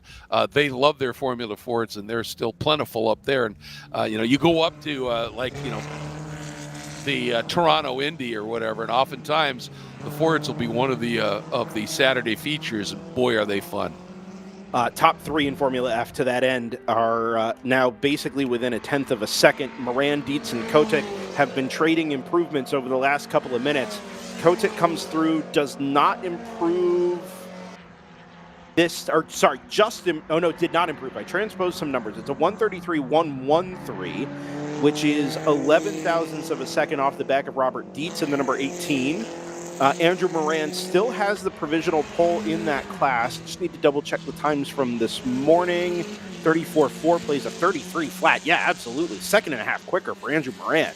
Yeah, flying. Yep, and takes that provisional pole away from Robert Dietz. Let's see if Dietz has an answer here as the checkered flag waves on Q2 for group number 3. We also had an improvement from Jason Martin. A 31.834 is the new F6 provisional pole time. Yeah, but how about second there, Aaron Ellis, who's been outside of the top 5 all session, just exploded up into second at a, a 132.1. So tremendous late lap for Aaron Ellis. All big improvements in F6 there. No F6 car this morning was below a 137.2. Yep. So yeah, it's all really good stuff there at the front of F6. Let's see if we get any other improvements here before the end of the session, or at the end of the session. Don't think we're likely to see very much. It's still Andrew Abbott, the number 25, fastest in Formula V, but by very little over the zero weight of Steve Whitson, and Brian Farnham is still third. What'd you catch? Dietz got the FF pole at the checkered flag. The only car into the 32 is a 132.979 and 20 something. Let's call it 0.03 of a second, because my math is not going to uphold me here. Dietz from Moran at the checkered flag swaps the front row side to side in FF. Kotick stays third. Does not improve on the final. Oh, does improve on the final lap, down to a 33.111. Oh, that's a lap, yeah. Yeah, I think it's only 0.02 of a second quicker than his previous best. Would not have passed Dietz anyway. So that top three stays the top three, but a bit of shuffling there and a good lap right at the checkered flag for Dietz at that number 18 to get the provisional pole away. Yeah, great story. And, you know, especially those really late laps from Martin, Ellis, and Weida. Calvin Stewart looked like he was probably going to be front row, ends up fourth. And that tells you just how much those other guys found. So that's going to wrap up our small bore formula qualifying. And as always, they put on one heck of a show. And coming up next, another of our quickly growing classes. It's sort of the next iteration of Spec Miata. It's called SMX, and that is Spec MX5. And talk about close racing and close quarters qualifying. We're going to have that for you when we come back to Mid-Ohio for Group 4 Qualifying 2.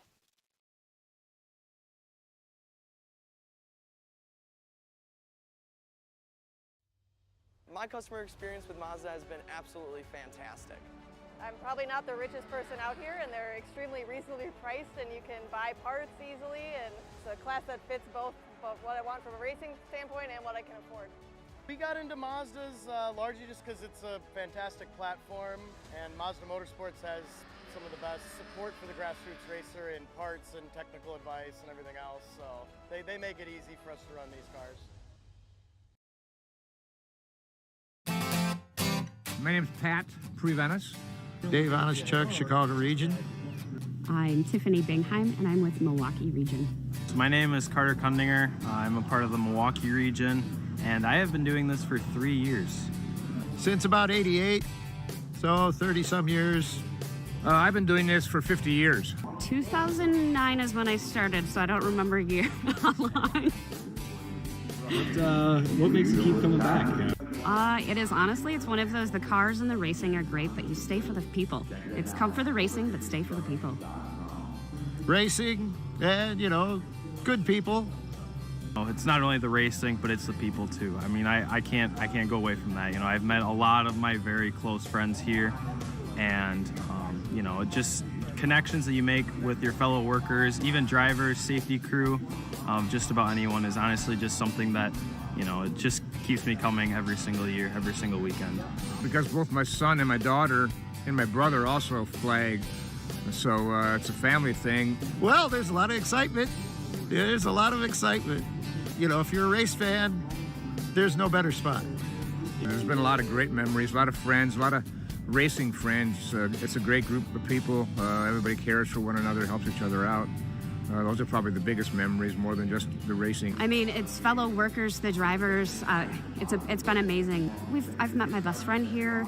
My husband. So it's really a family event. I mean, it's great. I came out here when I was a high school student as a spectator and kind of fell in love with the place. And during my college years, I joined as an SCCA member and started working corners right away, and I've been doing it ever since. This is the best seat in the house.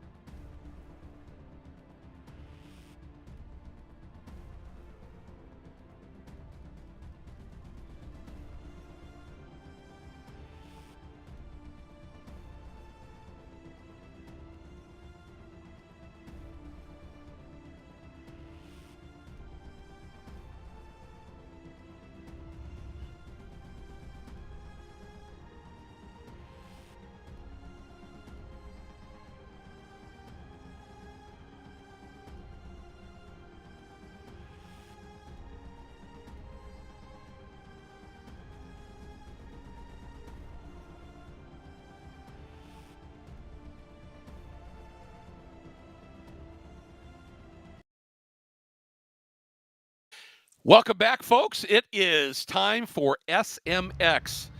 That is the fourth race group here as they combine these combination of 250 so entries into various race groups. This one is a race group unto itself, as they always have pretty large numbers, and cars are heading out on track, almost 25 of them.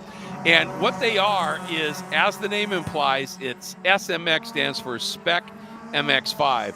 And so they aren't exactly a spec car like a spec racer Ford per se, or an SCCA FE2, where they are absolutely identical completely.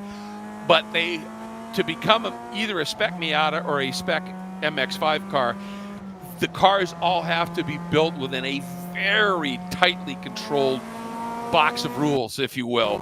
And if you're one of a slightly newer car, you carry a little more weight. Just these little kind of modifiers, but they are essentially spec. And it makes for some incredibly close racing and incredibly exciting qualifying. And so we're in for this one. And a couple of people that I just want to call attention to here, looking down the order, in 14th in that morning session, Elevin Goulart, who is a former national champion, is a former World Challenge absolute hot shoe standout. I saw him do some stuff in a couple of smaller bore cars at tracks like Mossport that just shouldn't be able to be done. A tremendous talent, and back in 14th. And there are some other drivers that are back a bit. Jorge Ortiz, who could be very, very quick, didn't even have a time in that morning session, Tom. So there are some guys that have work to do, but have all the potential to make some pretty big gains. Absolutely, and you can look on the screen and just see this is a qualifying session. They're getting ready to start. And so many times we try and have gaps out there. Where are you going to have a gap out there right now? Well, exactly. And the thing is you've got, you've been working the paddock, talking to people, going, look, if we're near each other and we get, coming out of the keyhole, let's work together down that straight. Big tracks where there's massive drafting, you always have your drafting partners, but you might even want them here. We got a great onboard here. That is the number 16, and you can take a look. I think that's the number 16. Yeah, that's the number 16, yeah. Lincoln Larson. Yeah, Lincoln Larson. And this gives you some perspective here. Here's that long run down the back straight, and now into the relatively recently reprofiled turn number 4, China Beach. You can see visually here, if you watched before, not as much banking there at all, Tom. Yeah, absolutely. And they've really flattened that out. If a car does get off, they're not going to go flying over and have a huge differential between the top of the outside of the turn and where you get into actual China Beach there. It is a much more level situation. Right now, you're still on board with Lincoln Larson. There's one car that's already off there to the outside of the track coming through Thunder Valley. That's through turn 11. Look at the work on that steering wheel. It is never straight.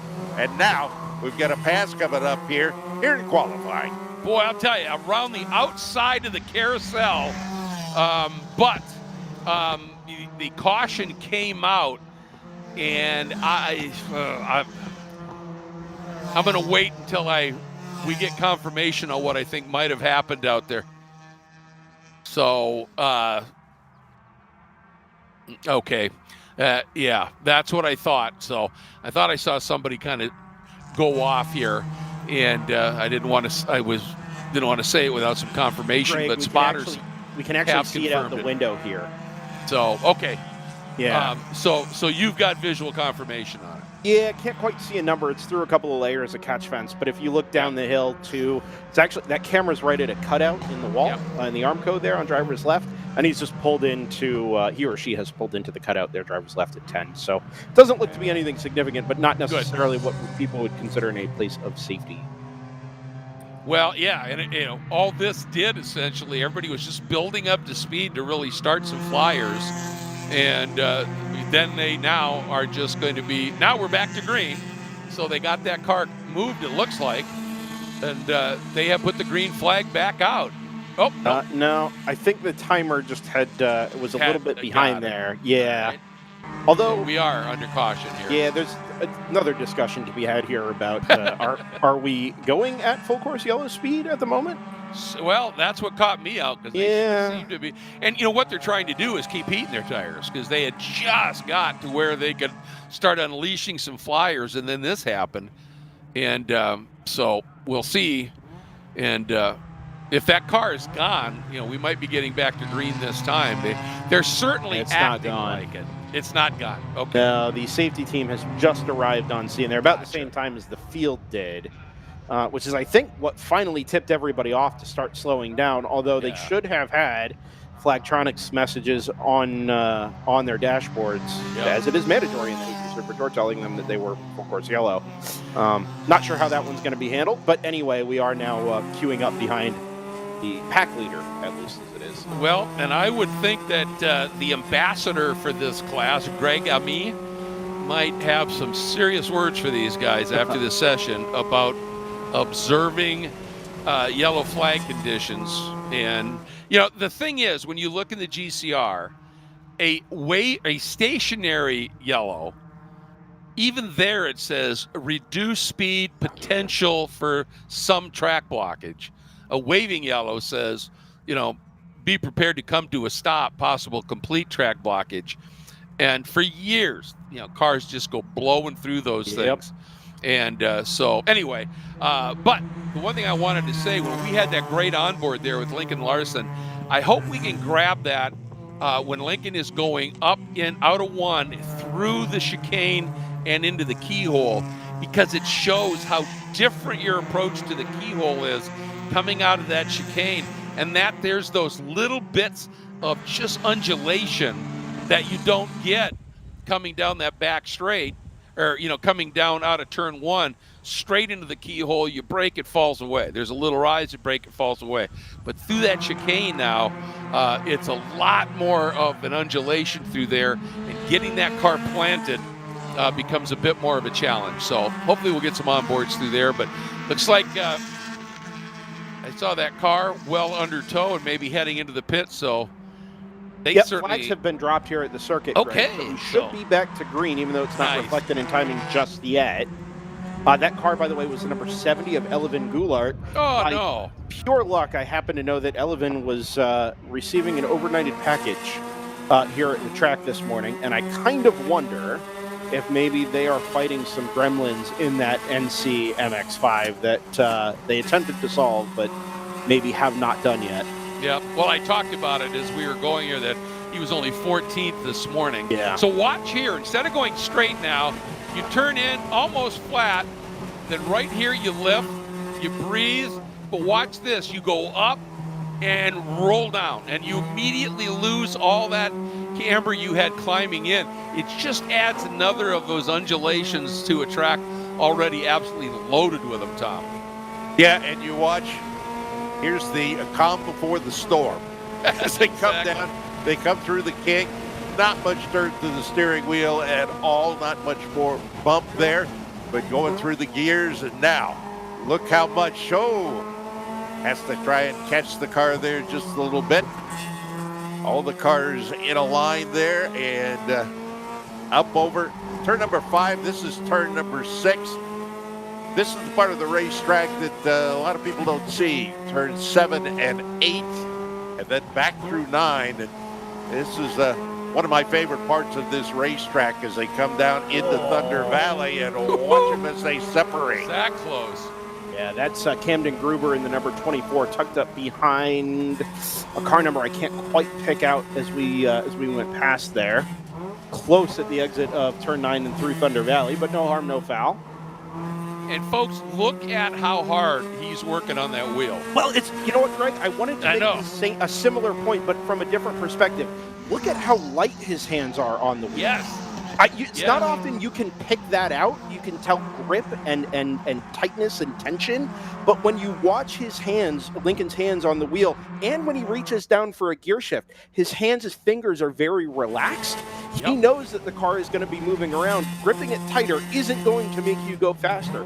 Open up your arms, open up your hands, let the car do what it wants to do, and coax it back in the right direction using just very natural, nimble movements. It's really, really impressive stuff. It is. It really is.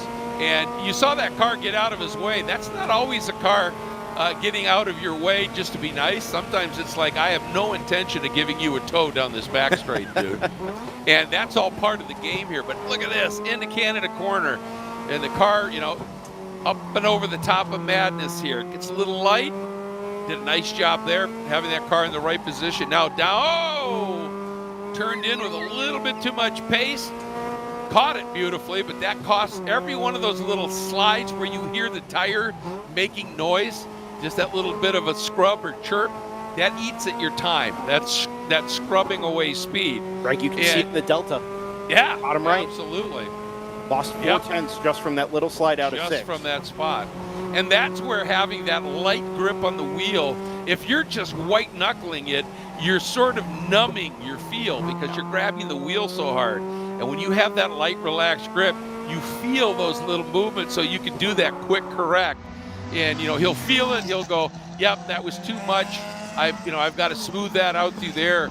But he can feel it through the steering wheel because, any driver of note will tell you the car talks to you. You just need to listen. If you do, you'll be fast. In a field so full of young drivers that have almost invariably come up through the years of simulations and improving simulations, right? The one thing that professional drivers will always say a simulation can never get you is the feel through the seat. Yes. Right, you can feel force feedback, and you can feel maybe a little bit through pedals, and maybe you have a rumble in the seat or your rig or something like that. But you're never going to get that movement, that G-force, all the little subtle changes in the attitude of the car. You only get that through your arms when you drive in a sim. So you need all the information you can get. You strap yourself into a race car, white knuckling the wheel and trying to get all the information you can out of the wheel is probably actually counterproductive. You bet. Right? You want to feel it through the seat. You want to feel that slide before you see the slide. Feel the yaw before you see the yaw. And let your hands kind of do the coaxing back in the other direction. Brendan, I'll tell you what, I'm listening to you guys right now, but I could use all this stuff tomorrow. That was a big hit. Oh, man, that's a big hit. Car got just what we've been talking about, up and over the rise at 9. Back end got loose. The car that's off to the left, it stepped out, and that red car had nowhere to go, collected the back, and then backed into the barrier. And that was a big hit, guys. Yeah, it did not scrub a lot of speed off as it backed over to driver's left there up over the hill. A lot of speed carried there through turn number 9. And like you said, Greg, car kind of got airborne as it went over the backside of the curb and into the unprotected concrete there really, really hard. I hope everybody's okay down there. Exit at turn number 9. Didn't quite get numbers. No, I couldn't see it either. I would say we will be going to a full course yellow. We've got cars on both sides of the racetrack there. It's a black flag all, Tom. We're going to bring everybody in and shut this one down, at least for the time being. The car numbers involved there, it's 32 Deacon Greenfield. I thought that was the number I saw. No.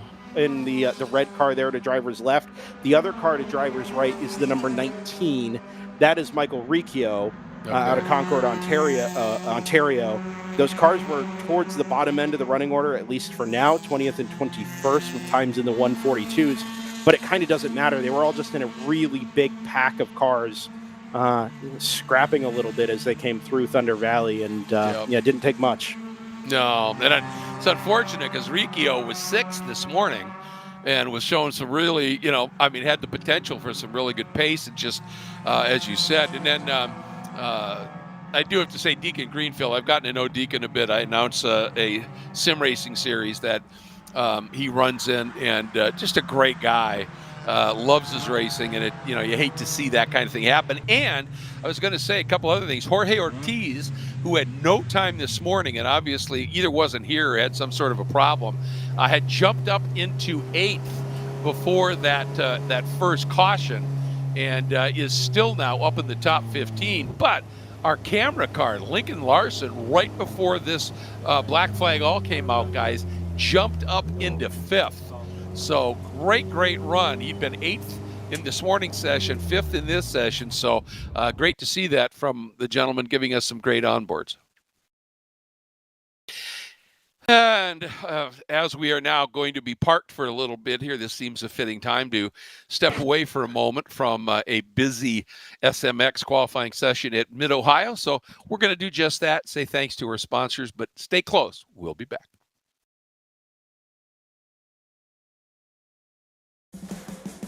What does it mean to be built with Summit? It means you're hitting the autocross, drag strip, road course, trail, dirt, or open road with confidence.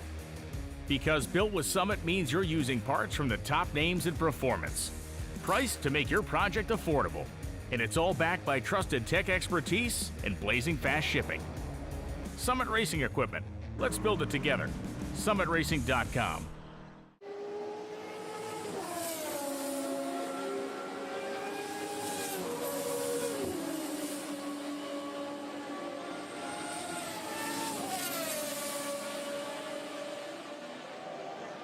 Okay, track day checklist. Let's go. You got your gloves, your helmet, water, snacks, sunscreen, your car is prepped and ready to go.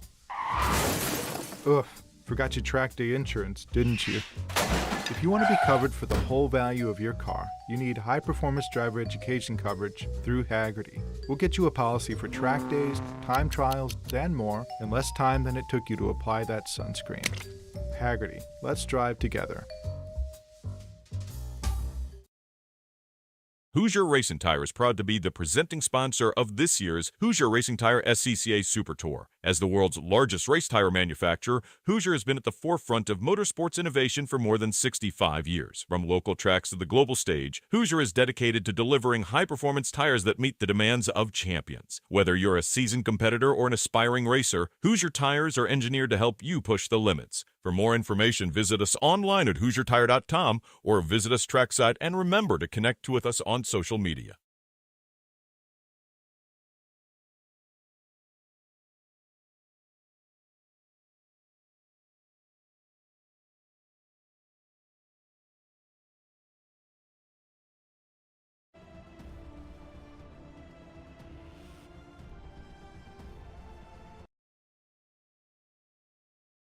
Well, ladies and gentlemen, if you're watching the flag stand there, you see the checkered flag flying. And perhaps not a surprise. That was a pretty solid incident back there, and it's just going to take some time to clean up, certainly. And that hit under the concrete, sometimes it creates a little bit of a leading edge, which is something that is an absolute no-no.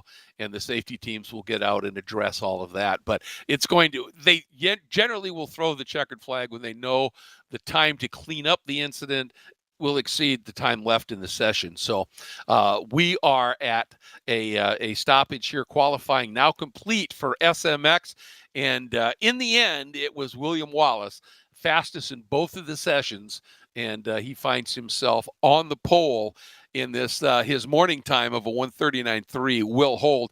And I don't think anybody ever really got a huge chance to really uncork a few here because of sort of the interrupted nature and disjointed nature of this session. Camden Gruber was second quickest in this session at a 1:40.0. However, he had gone a 1:39.5.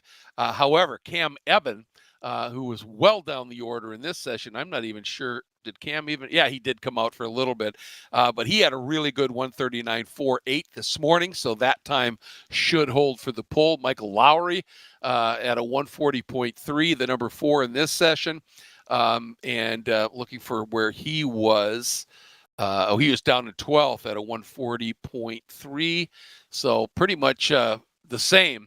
And Skylar Cottrell had a really good run in this session at a 1:40.2, third overall in this session, but was back in 9th in the morning session. So the one thing we know for sure is it'll be William Wallace, and once again, it'll be Cam Eben on the front row for sure, and then they'll combine all of the other times. I would suspect that Camden Gruber will end up in the inside of the second row with Joey Andrews in the 111 on the outside. So that wraps that up. Our next group on track, and this is what we call the big boomers, if you will, or big bore, lots of different names for them. back when the runoffs were being held here, we used to call the GT1 and A sedan class the WUMA class, just because of the sound those engines make when you just give the throttle a little blast. But it's going to be a little while before we are going to be ready, I think, for that qualifying session. So I think we're going to just take a pause here on our coverage here in DriversEye Live, and we'll get back to you as soon as the session looks to be getting underway. Just another reminder, though, that this is the 6th stop on the Hoosier Racing Tire SCCA Super Tour for 2026. And this is the Ohio Valley region's Great Lakes Race of Champions. We'll be back in just a while.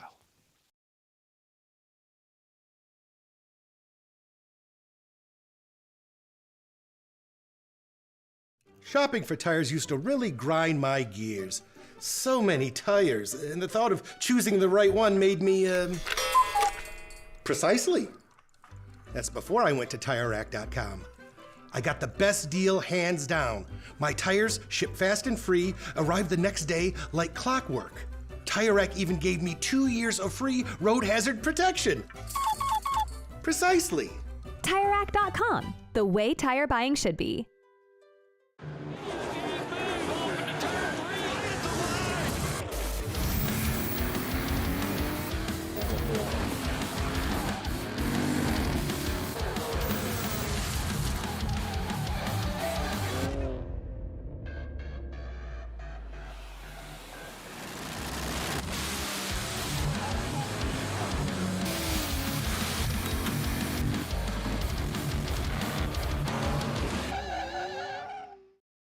Want to try SCCA racing, but with an approach focused on fun and learning? The SCCA Race Experience program is exactly that, with both short sprint races you can drive by yourself and endurance races you can do with friends. All you need is an SCCA membership, a driver's license, a properly equipped car, and the right driver gear. Visit scca.com/racex to find more information and events near you. It's the 2026 Hoosier Racing Tire SCCA Super Tour, the premier amateur road racing series bringing together top SCCA road racers from around the country. The Hoosier Super Tour visits some of the greatest tracks in North America, showcasing each of our 25 championship classes. Production to GTs, prototypes to Formula cars, the Hoosier SCCA Super Tour packs a ton of wheel-to-wheel racing action into every event.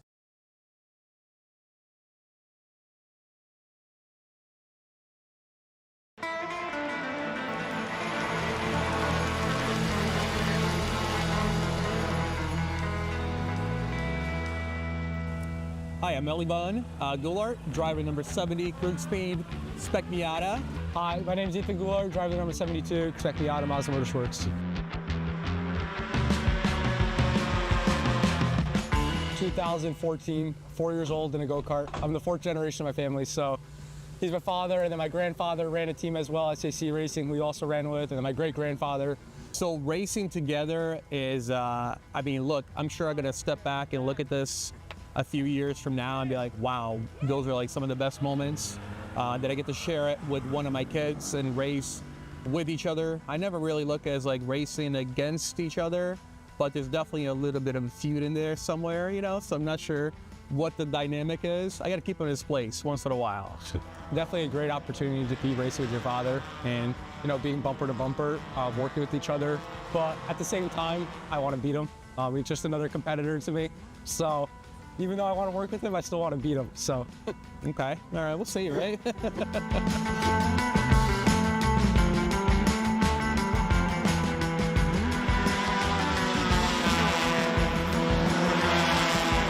Obviously, we're working with each other, we're looking at the data and video after each session and seeing what we do differently. There's many things that he does better than me and many things that he's learning from me as well, so it's a combination of both. I'm still learning a lot with the racecraft side of things, and he's teaching me.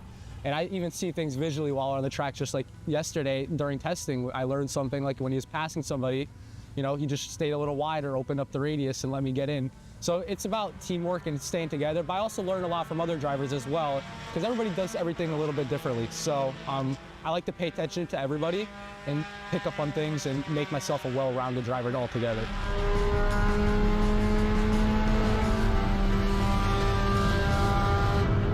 You have so many different competitors, right? In Spec Miata, you got 50 plus guys out there and gals out there. that we're running very close, so we're always learning from each other, right? So even after all these years, I still feel like I go out there always picking something up, even if it's a little bit smaller. Certainly from Ethan, even though he's still only 15, there are little things that I picked up that he does differently that may work a little better than what I do, and I'm sure that's vice versa as well. But I think with us running comparable times and so on, it's really a great tool to have and be able to share that data and that feedback and relay it over to the guys to make the chassis better and better so that we can go faster together.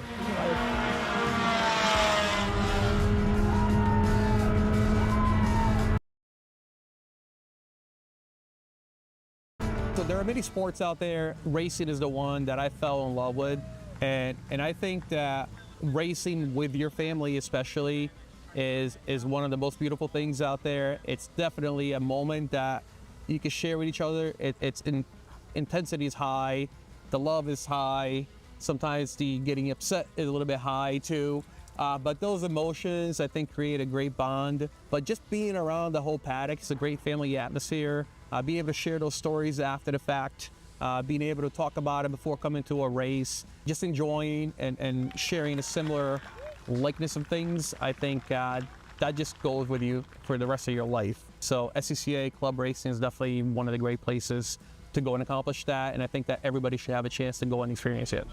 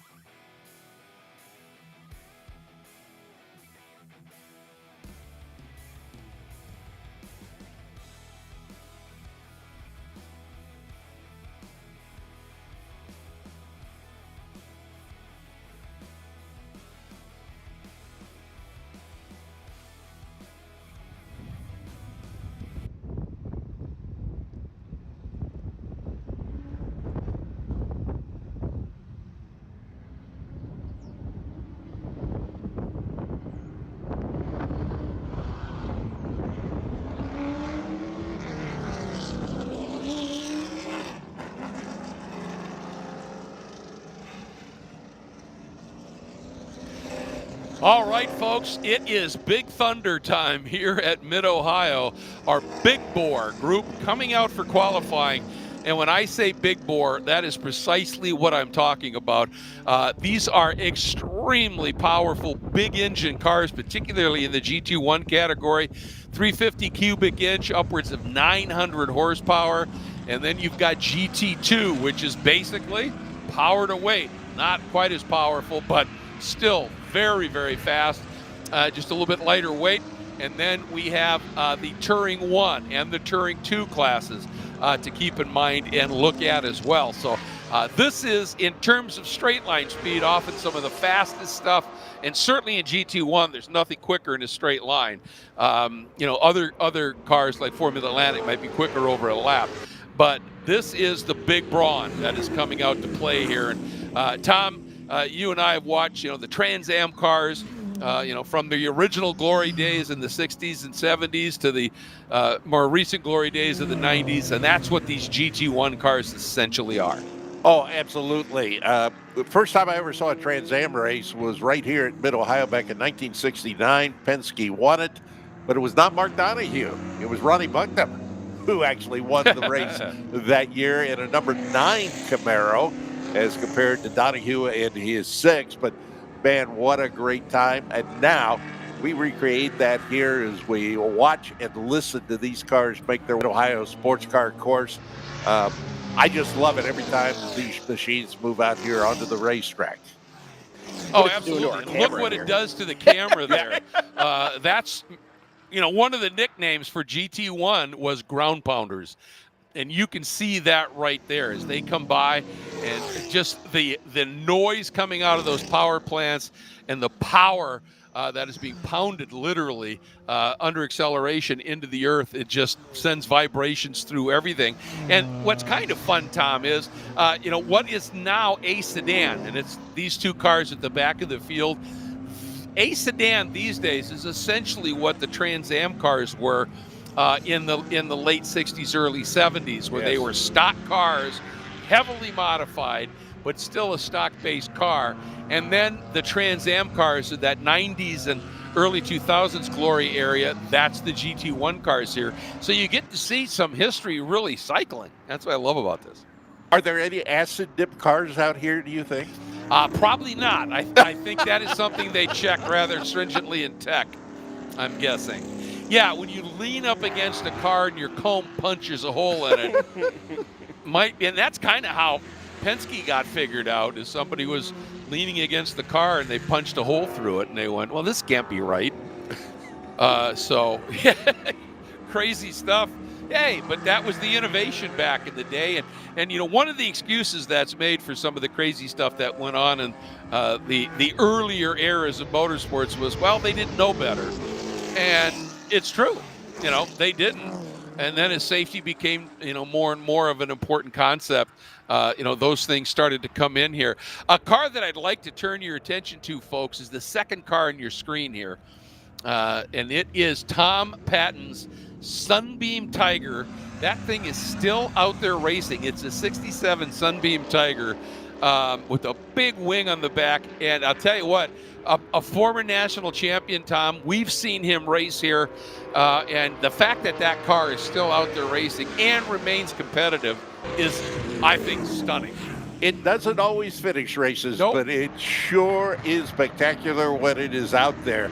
And right now, it is working its way through turn 4, now 5, coming up over the top of 5 there.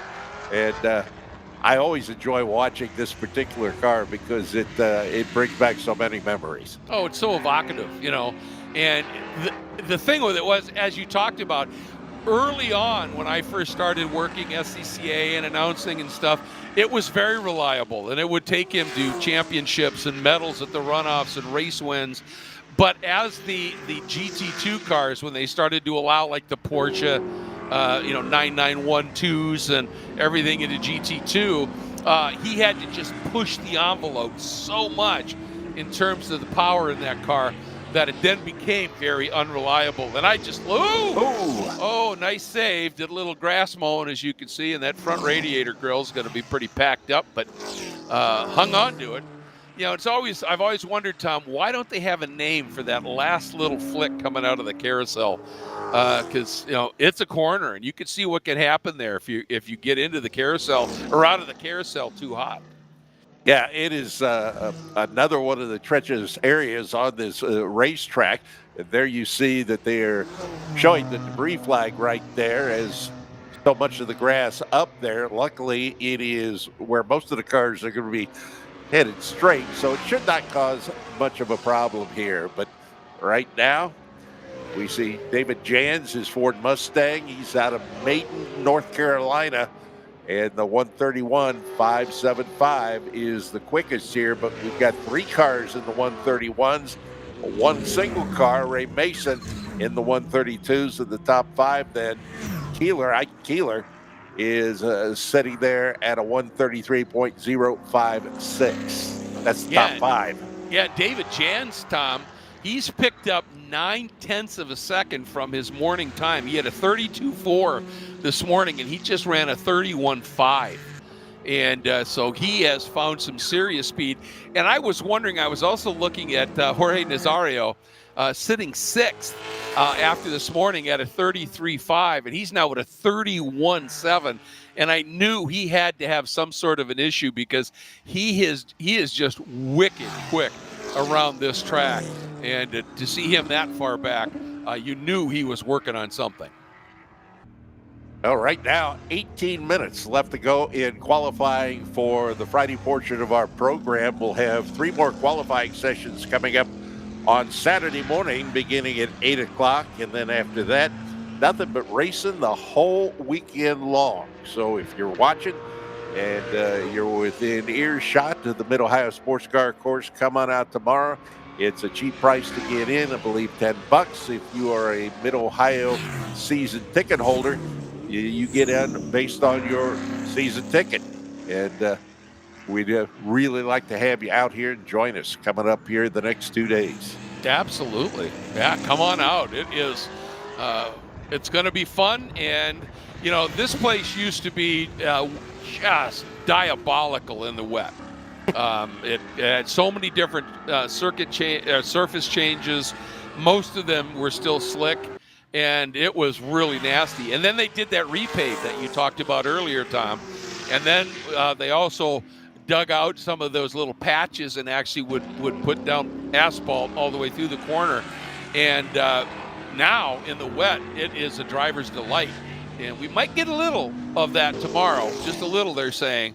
But don't let that put you off, because you're going to see some remarkable driving, wet or dry, here at Mid-Ohio.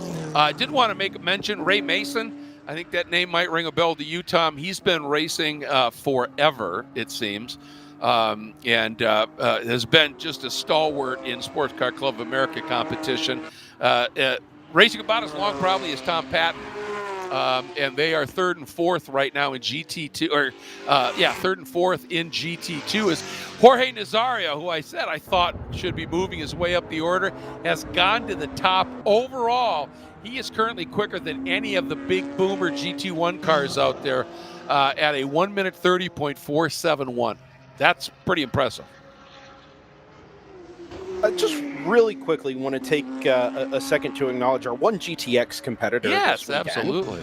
Yeah, we don't often see GTX entrants. If we do, oftentimes it's like an old prototype or something like that. Jacek Muka in the Southeast tends to bring out his Cadillac DPI. This weekend, our GTX entrant is Madison Ost in the number 98 Hyundai Elantra NTCR. That is a Brian Herta Autosport entered Hyundai.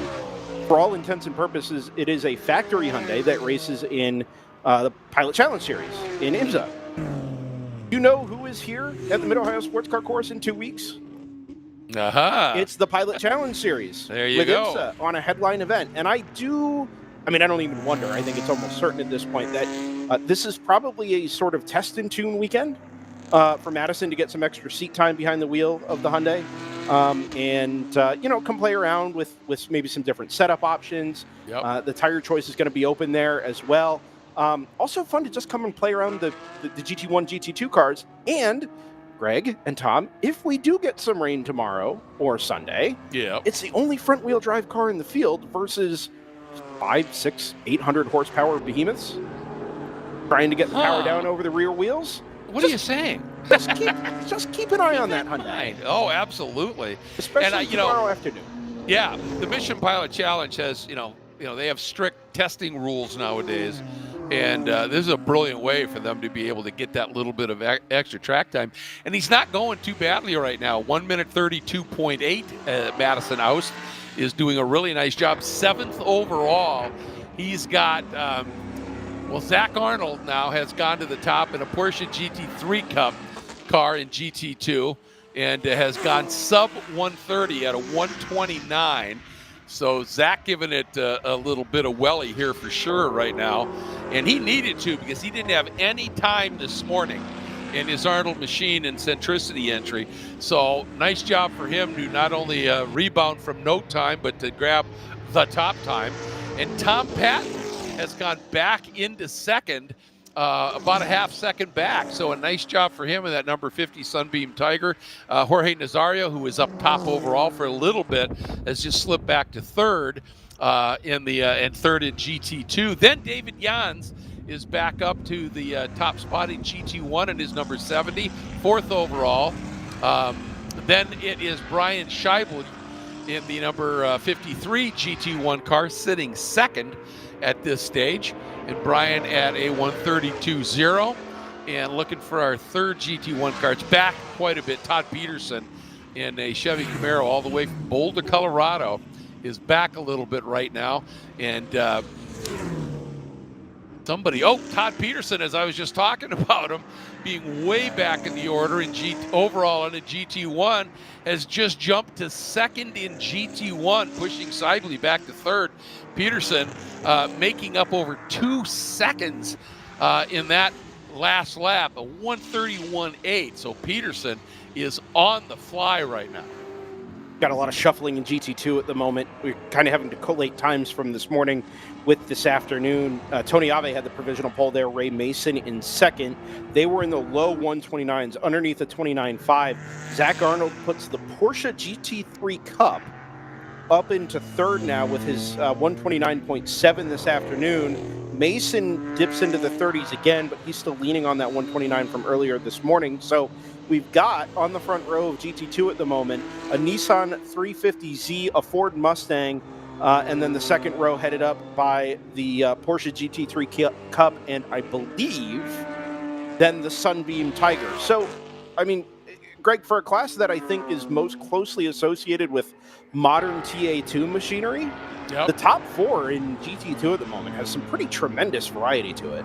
Oh, they do, and it's fantastic to see. I absolutely love it. And I love that Tom Patton is right up in that mix. I remember some of the battles that Tom Patton would have, again, back in the 90s with some of the top other top competitors, and there were many of them back in GT2 in that era, and it was just fantastic to see. Wanted to point out, that's the Oldsmobile. Yes, it is. That is is it a Cutlass? Anyway, it's the GT1 entry of, I gotta find it here. Trying to look maybe at that's it, not the Olds. Got a replay here. I think so. It just goes around. Just got in a little bit too deep and really got behind in his steering. Yes, truly. It's the 70 of David Jans. It's a Ford Mustang. It's the Fox Body Mustang. It looked the Oldsmobile when I saw it from behind earlier. But yeah, that's the number 70 there, David Jans. Well, that's our fastest GT1 car in this session. So that is a pretty big development here for him. Yeah, I don't think that car is getting out of that anytime soon here, Greg. No, that looks pretty buried.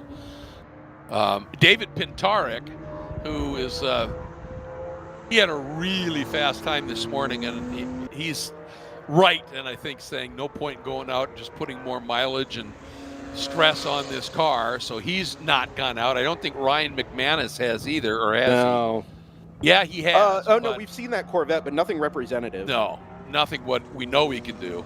But that's that's a tough moment as we were talking about, for David Jans, who was starting to make some pretty good speed out there.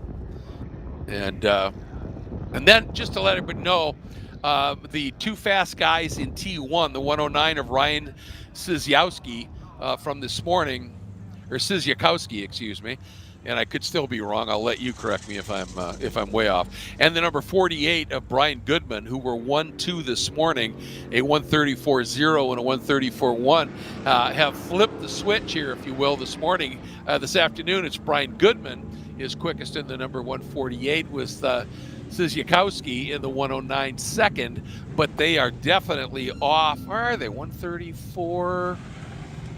Yeah, that's very close, actually, to the times they were running this morning. So that's going to be interesting to see. And in this session, Aaron Kaplan in the number 18 BMW, the M2 CSR from Evanston, Illinois, is quickest in this session thus far. And the quickest T2 car from this morning was Chip Herr. And we had heard he was going out possibly for a lap, but here we go, black flag all, because it was pretty obvious that car was going to need to be take a little time to get that car pulled out here. Yeah, we've got one more break to take here, Greg, before we wrap up our day. This seems like the right time to do it, and we should be able to get back to racing here. So why don't we go ahead and take care of that? Yeah, let's get that done so we can get back and cover the end of Big Bore qualifying.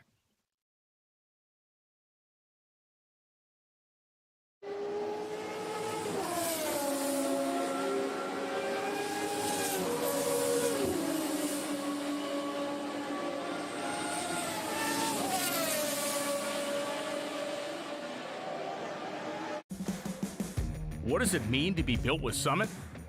It means you're hitting the autocross, drag strip, road course, trail, dirt, or open road with confidence. Because built with Summit means you're using parts from the top names in performance, priced to make your project affordable. And it's all backed by trusted tech expertise and blazing fast shipping. Summit Racing Equipment. Let's build it together. SummitRacing.com.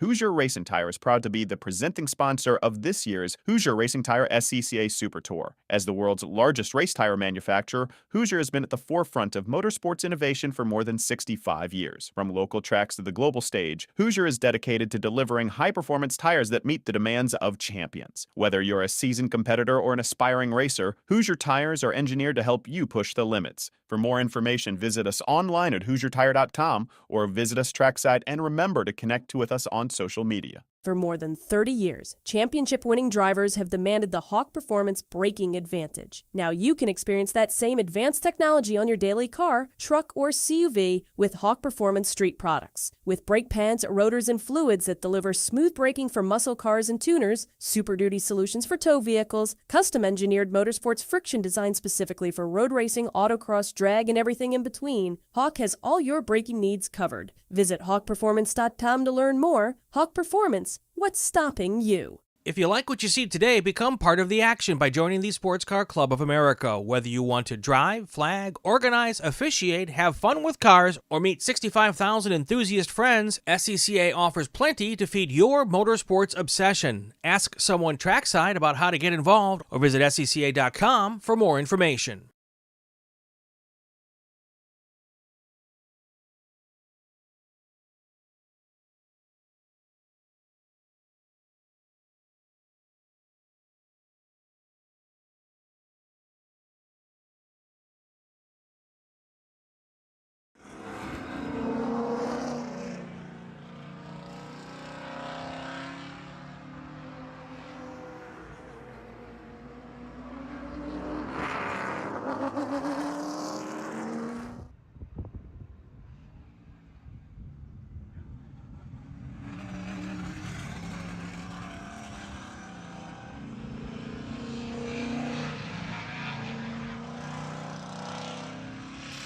Five minutes to go in Big Bore qualifying here at Mid-Ohio on an absolutely glorious Friday afternoon.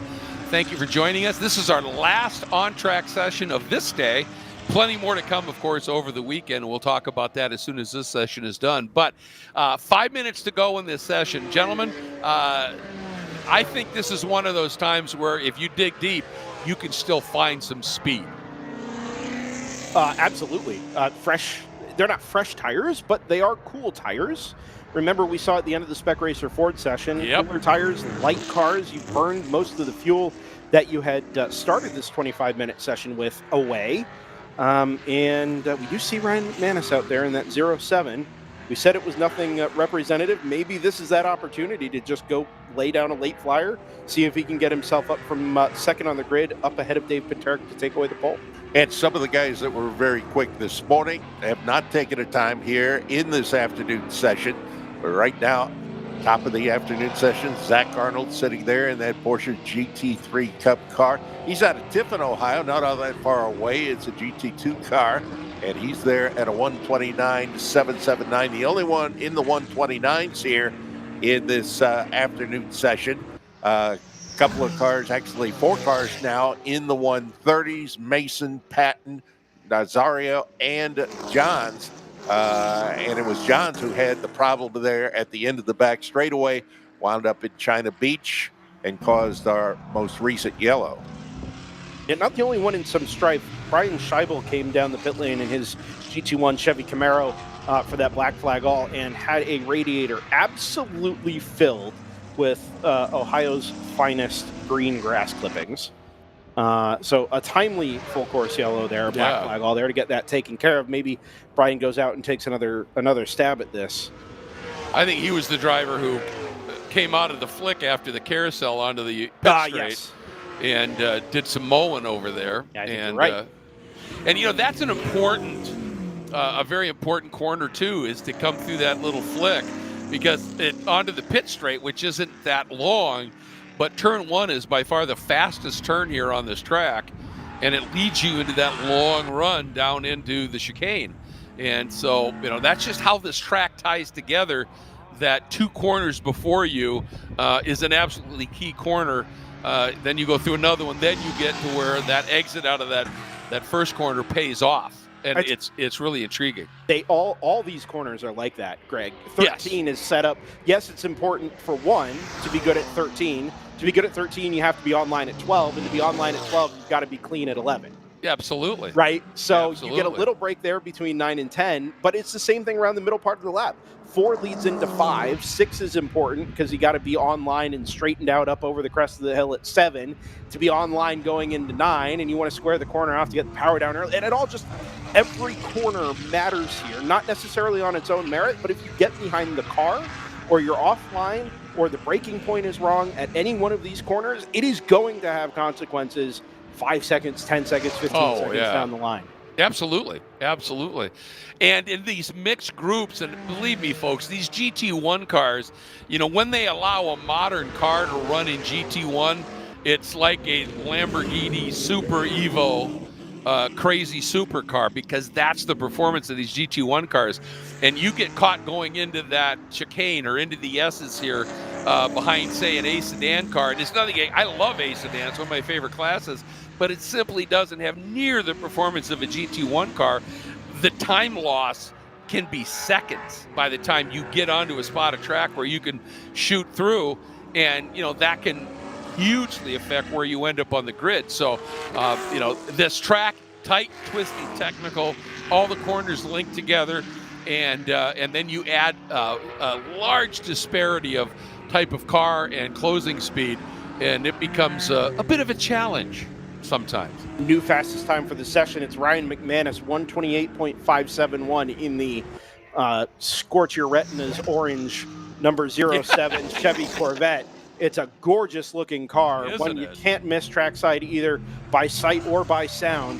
That 128.5 is not an improvement from this morning, about a second and a half off, which is a tall order here, but he does have a lot of clear air in front of him. Good downforce on the front of that tube-frame Corvette. Plenty deep into the braking zone into turn number 4 here. Let's watch Ryan McManus go to work with just about zeros on the clock and a checkered flag in hand here at start-finish. Hugs the apex curb there at turn number 5. Stab the throttle, listen to the revs climb, back to the apex curb, driver's right at turn 6. You'll hear him breathe the throttle up over the top of the hill, try and get the car straight. as it comes down to the compression on the other side. Half throttle maybe at best as you come into turn number 9. Stab the throttle again up a couple of gears through Thunder Valley.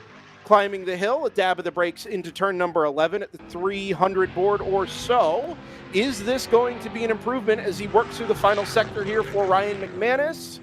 He's on the throttle early out of the carousel, points it at the checkered flag, comes across the line. Lap time is a 27.161. It's a big jump for McManus in this session, but not enough to improve on this morning and not enough to steal the GT1 pole away from Dave Pinteric. But what a late lap, huh? That was fantastic. And, yeah, he had clear track and just plain went after it. And you got to love to see that. And that 127.1 in these conditions, I think that's a pretty solid lap here. And obviously we've got other cars that are working their way around. So let's give you a quick idea of where the different classes sussed out. Ryan McManus in this session topped the charts, but as you just pointed out, Brendan, he is still a little bit behind what David Pinteric did. So it'll be a Pinteric-McManus front row tomorrow. Tony Ave in his GT2 number 144 ran a 129.1. Zach Arnold ran a 129.7. And so it'll be Ave, and it'll still be Ray Mason, who's 129.4 from this morning, holds. Tom Patton ran a 130.4 from this morning, and he was a little quicker. He was a 10th quicker in this session, so that's still not going to be enough to move him up past Mason, I don't believe. And so that really this morning's group, at least at the sharp end, is going to pretty much stick. But let's go a little bit farther down the order, at least in this session. As I said, Brian Goodman and Ryan Szyskowski just sort of flipping things from this morning. But the 134.0 from this morning, what was that, a 134.06 and 6.7, and he went a 134.65. So Ryan Szyskowski, how about this? 2 thousandths quicker than he ran this morning. But Goodman is the one at a 33.6 that really picked it up a little bit, and he will be starting on the T1 pole based on the morning times. And then, of course, the guy that in T2, Chip Herr, didn't get out in this session. He had a 133.9 that's going to hold for pole. But for his T2 competition, we are going to see, and I'm looking for, there it is. In this session, Aaron Kaplan ran a 135.9, and he was at 10th slower this morning, so he will be second in T2. And then Russell King ran a 137.7 in this session, but it should be Scotty White at a 137 flat in his Ford Mustang that will be third on the T2 grid. So, guys, that wraps up our coverage here from qualifying most of qualifying for this Friday. We're going to have 3 qualifying sessions to kick things off in the morning, and then it's all racing. One, what do you guys expect to see in those qualifying sessions tomorrow? And what are you looking for the racing tomorrow, as that's going to happen after those qualifying sessions complete? What do I expect to see for the qualifying sessions? Rain. And which may make them a little moot, but yes. And then we will see. It doesn't matter once you get the racing. We are going to see some great action out there. The 3 sessions that you mentioned in the morning, 4 qualifying for 6, 7, and 8. And then we will start at 9:45 with our first race. We'll have 4 races then before we get to the lunch hour, 4 after, and then come away on Sunday. We do it all over again with 8 races. It's going to be a fun next 2 days. No matter the weather, I think the weather is going to improve as the weekend goes on. I'd love it to improve from today. It is a beautiful day out here in north central Ohio, and we're just happy. The folks at the Ohio Valley region of the SCCA and everybody involved with the Hoosier Racing Tire SCCA Super Tour, happy that you have joined us here on this particular weekend, the Great Lakes Race of Champions. Absolutely. And Brendan, I think we could still see some players out there in those qualifying sessions. If their race has a shot at being wet, I'd sure be going out there. Oh, 100%. And if you take the conditions into account, if it stays dry, it's basically the inverse of the Q1, Q2 we had today, where Q1 was cool in the morning, warm in the afternoon. Remember, Q1 will have taken place just before lunch for groups 6, 7, and 8. So they'll be out first thing in the morning, cool track, maybe a little bit dewy offline, but, let's see what once we get that all dusted off, the first couple of laps are like. I think if it stays dry, we're in for a tremendous day of qualifying first, and then the changeable conditions through the afternoon. It just makes racing. Keeps everyone on their toes. Absolutely. That's for sure. Adds elements that we didn't know we needed. And very, very excited to go racing with you guys tomorrow here at the Mid-Ohio Sports Car Course. Yeah, I think it's going to be great. And what's great is tomorrow the races are 16 laps or 25 minutes. Sunday, we give you a little bit more, 20 laps or 35 minutes. So the weekend just gets even longer and faster in terms of race length. It's just going to be wonderful. And let's not forget, folks, if it is damp during the racing, some drivers that just don't have the motor, don't have the budget or whatever, but are really, really talented, they can work some magic. They call rain the great equalizer for a reason. So who knows what we're going to see for the rest of the weekend. That's why they hold the races, and that's why we absolutely love bringing them to you.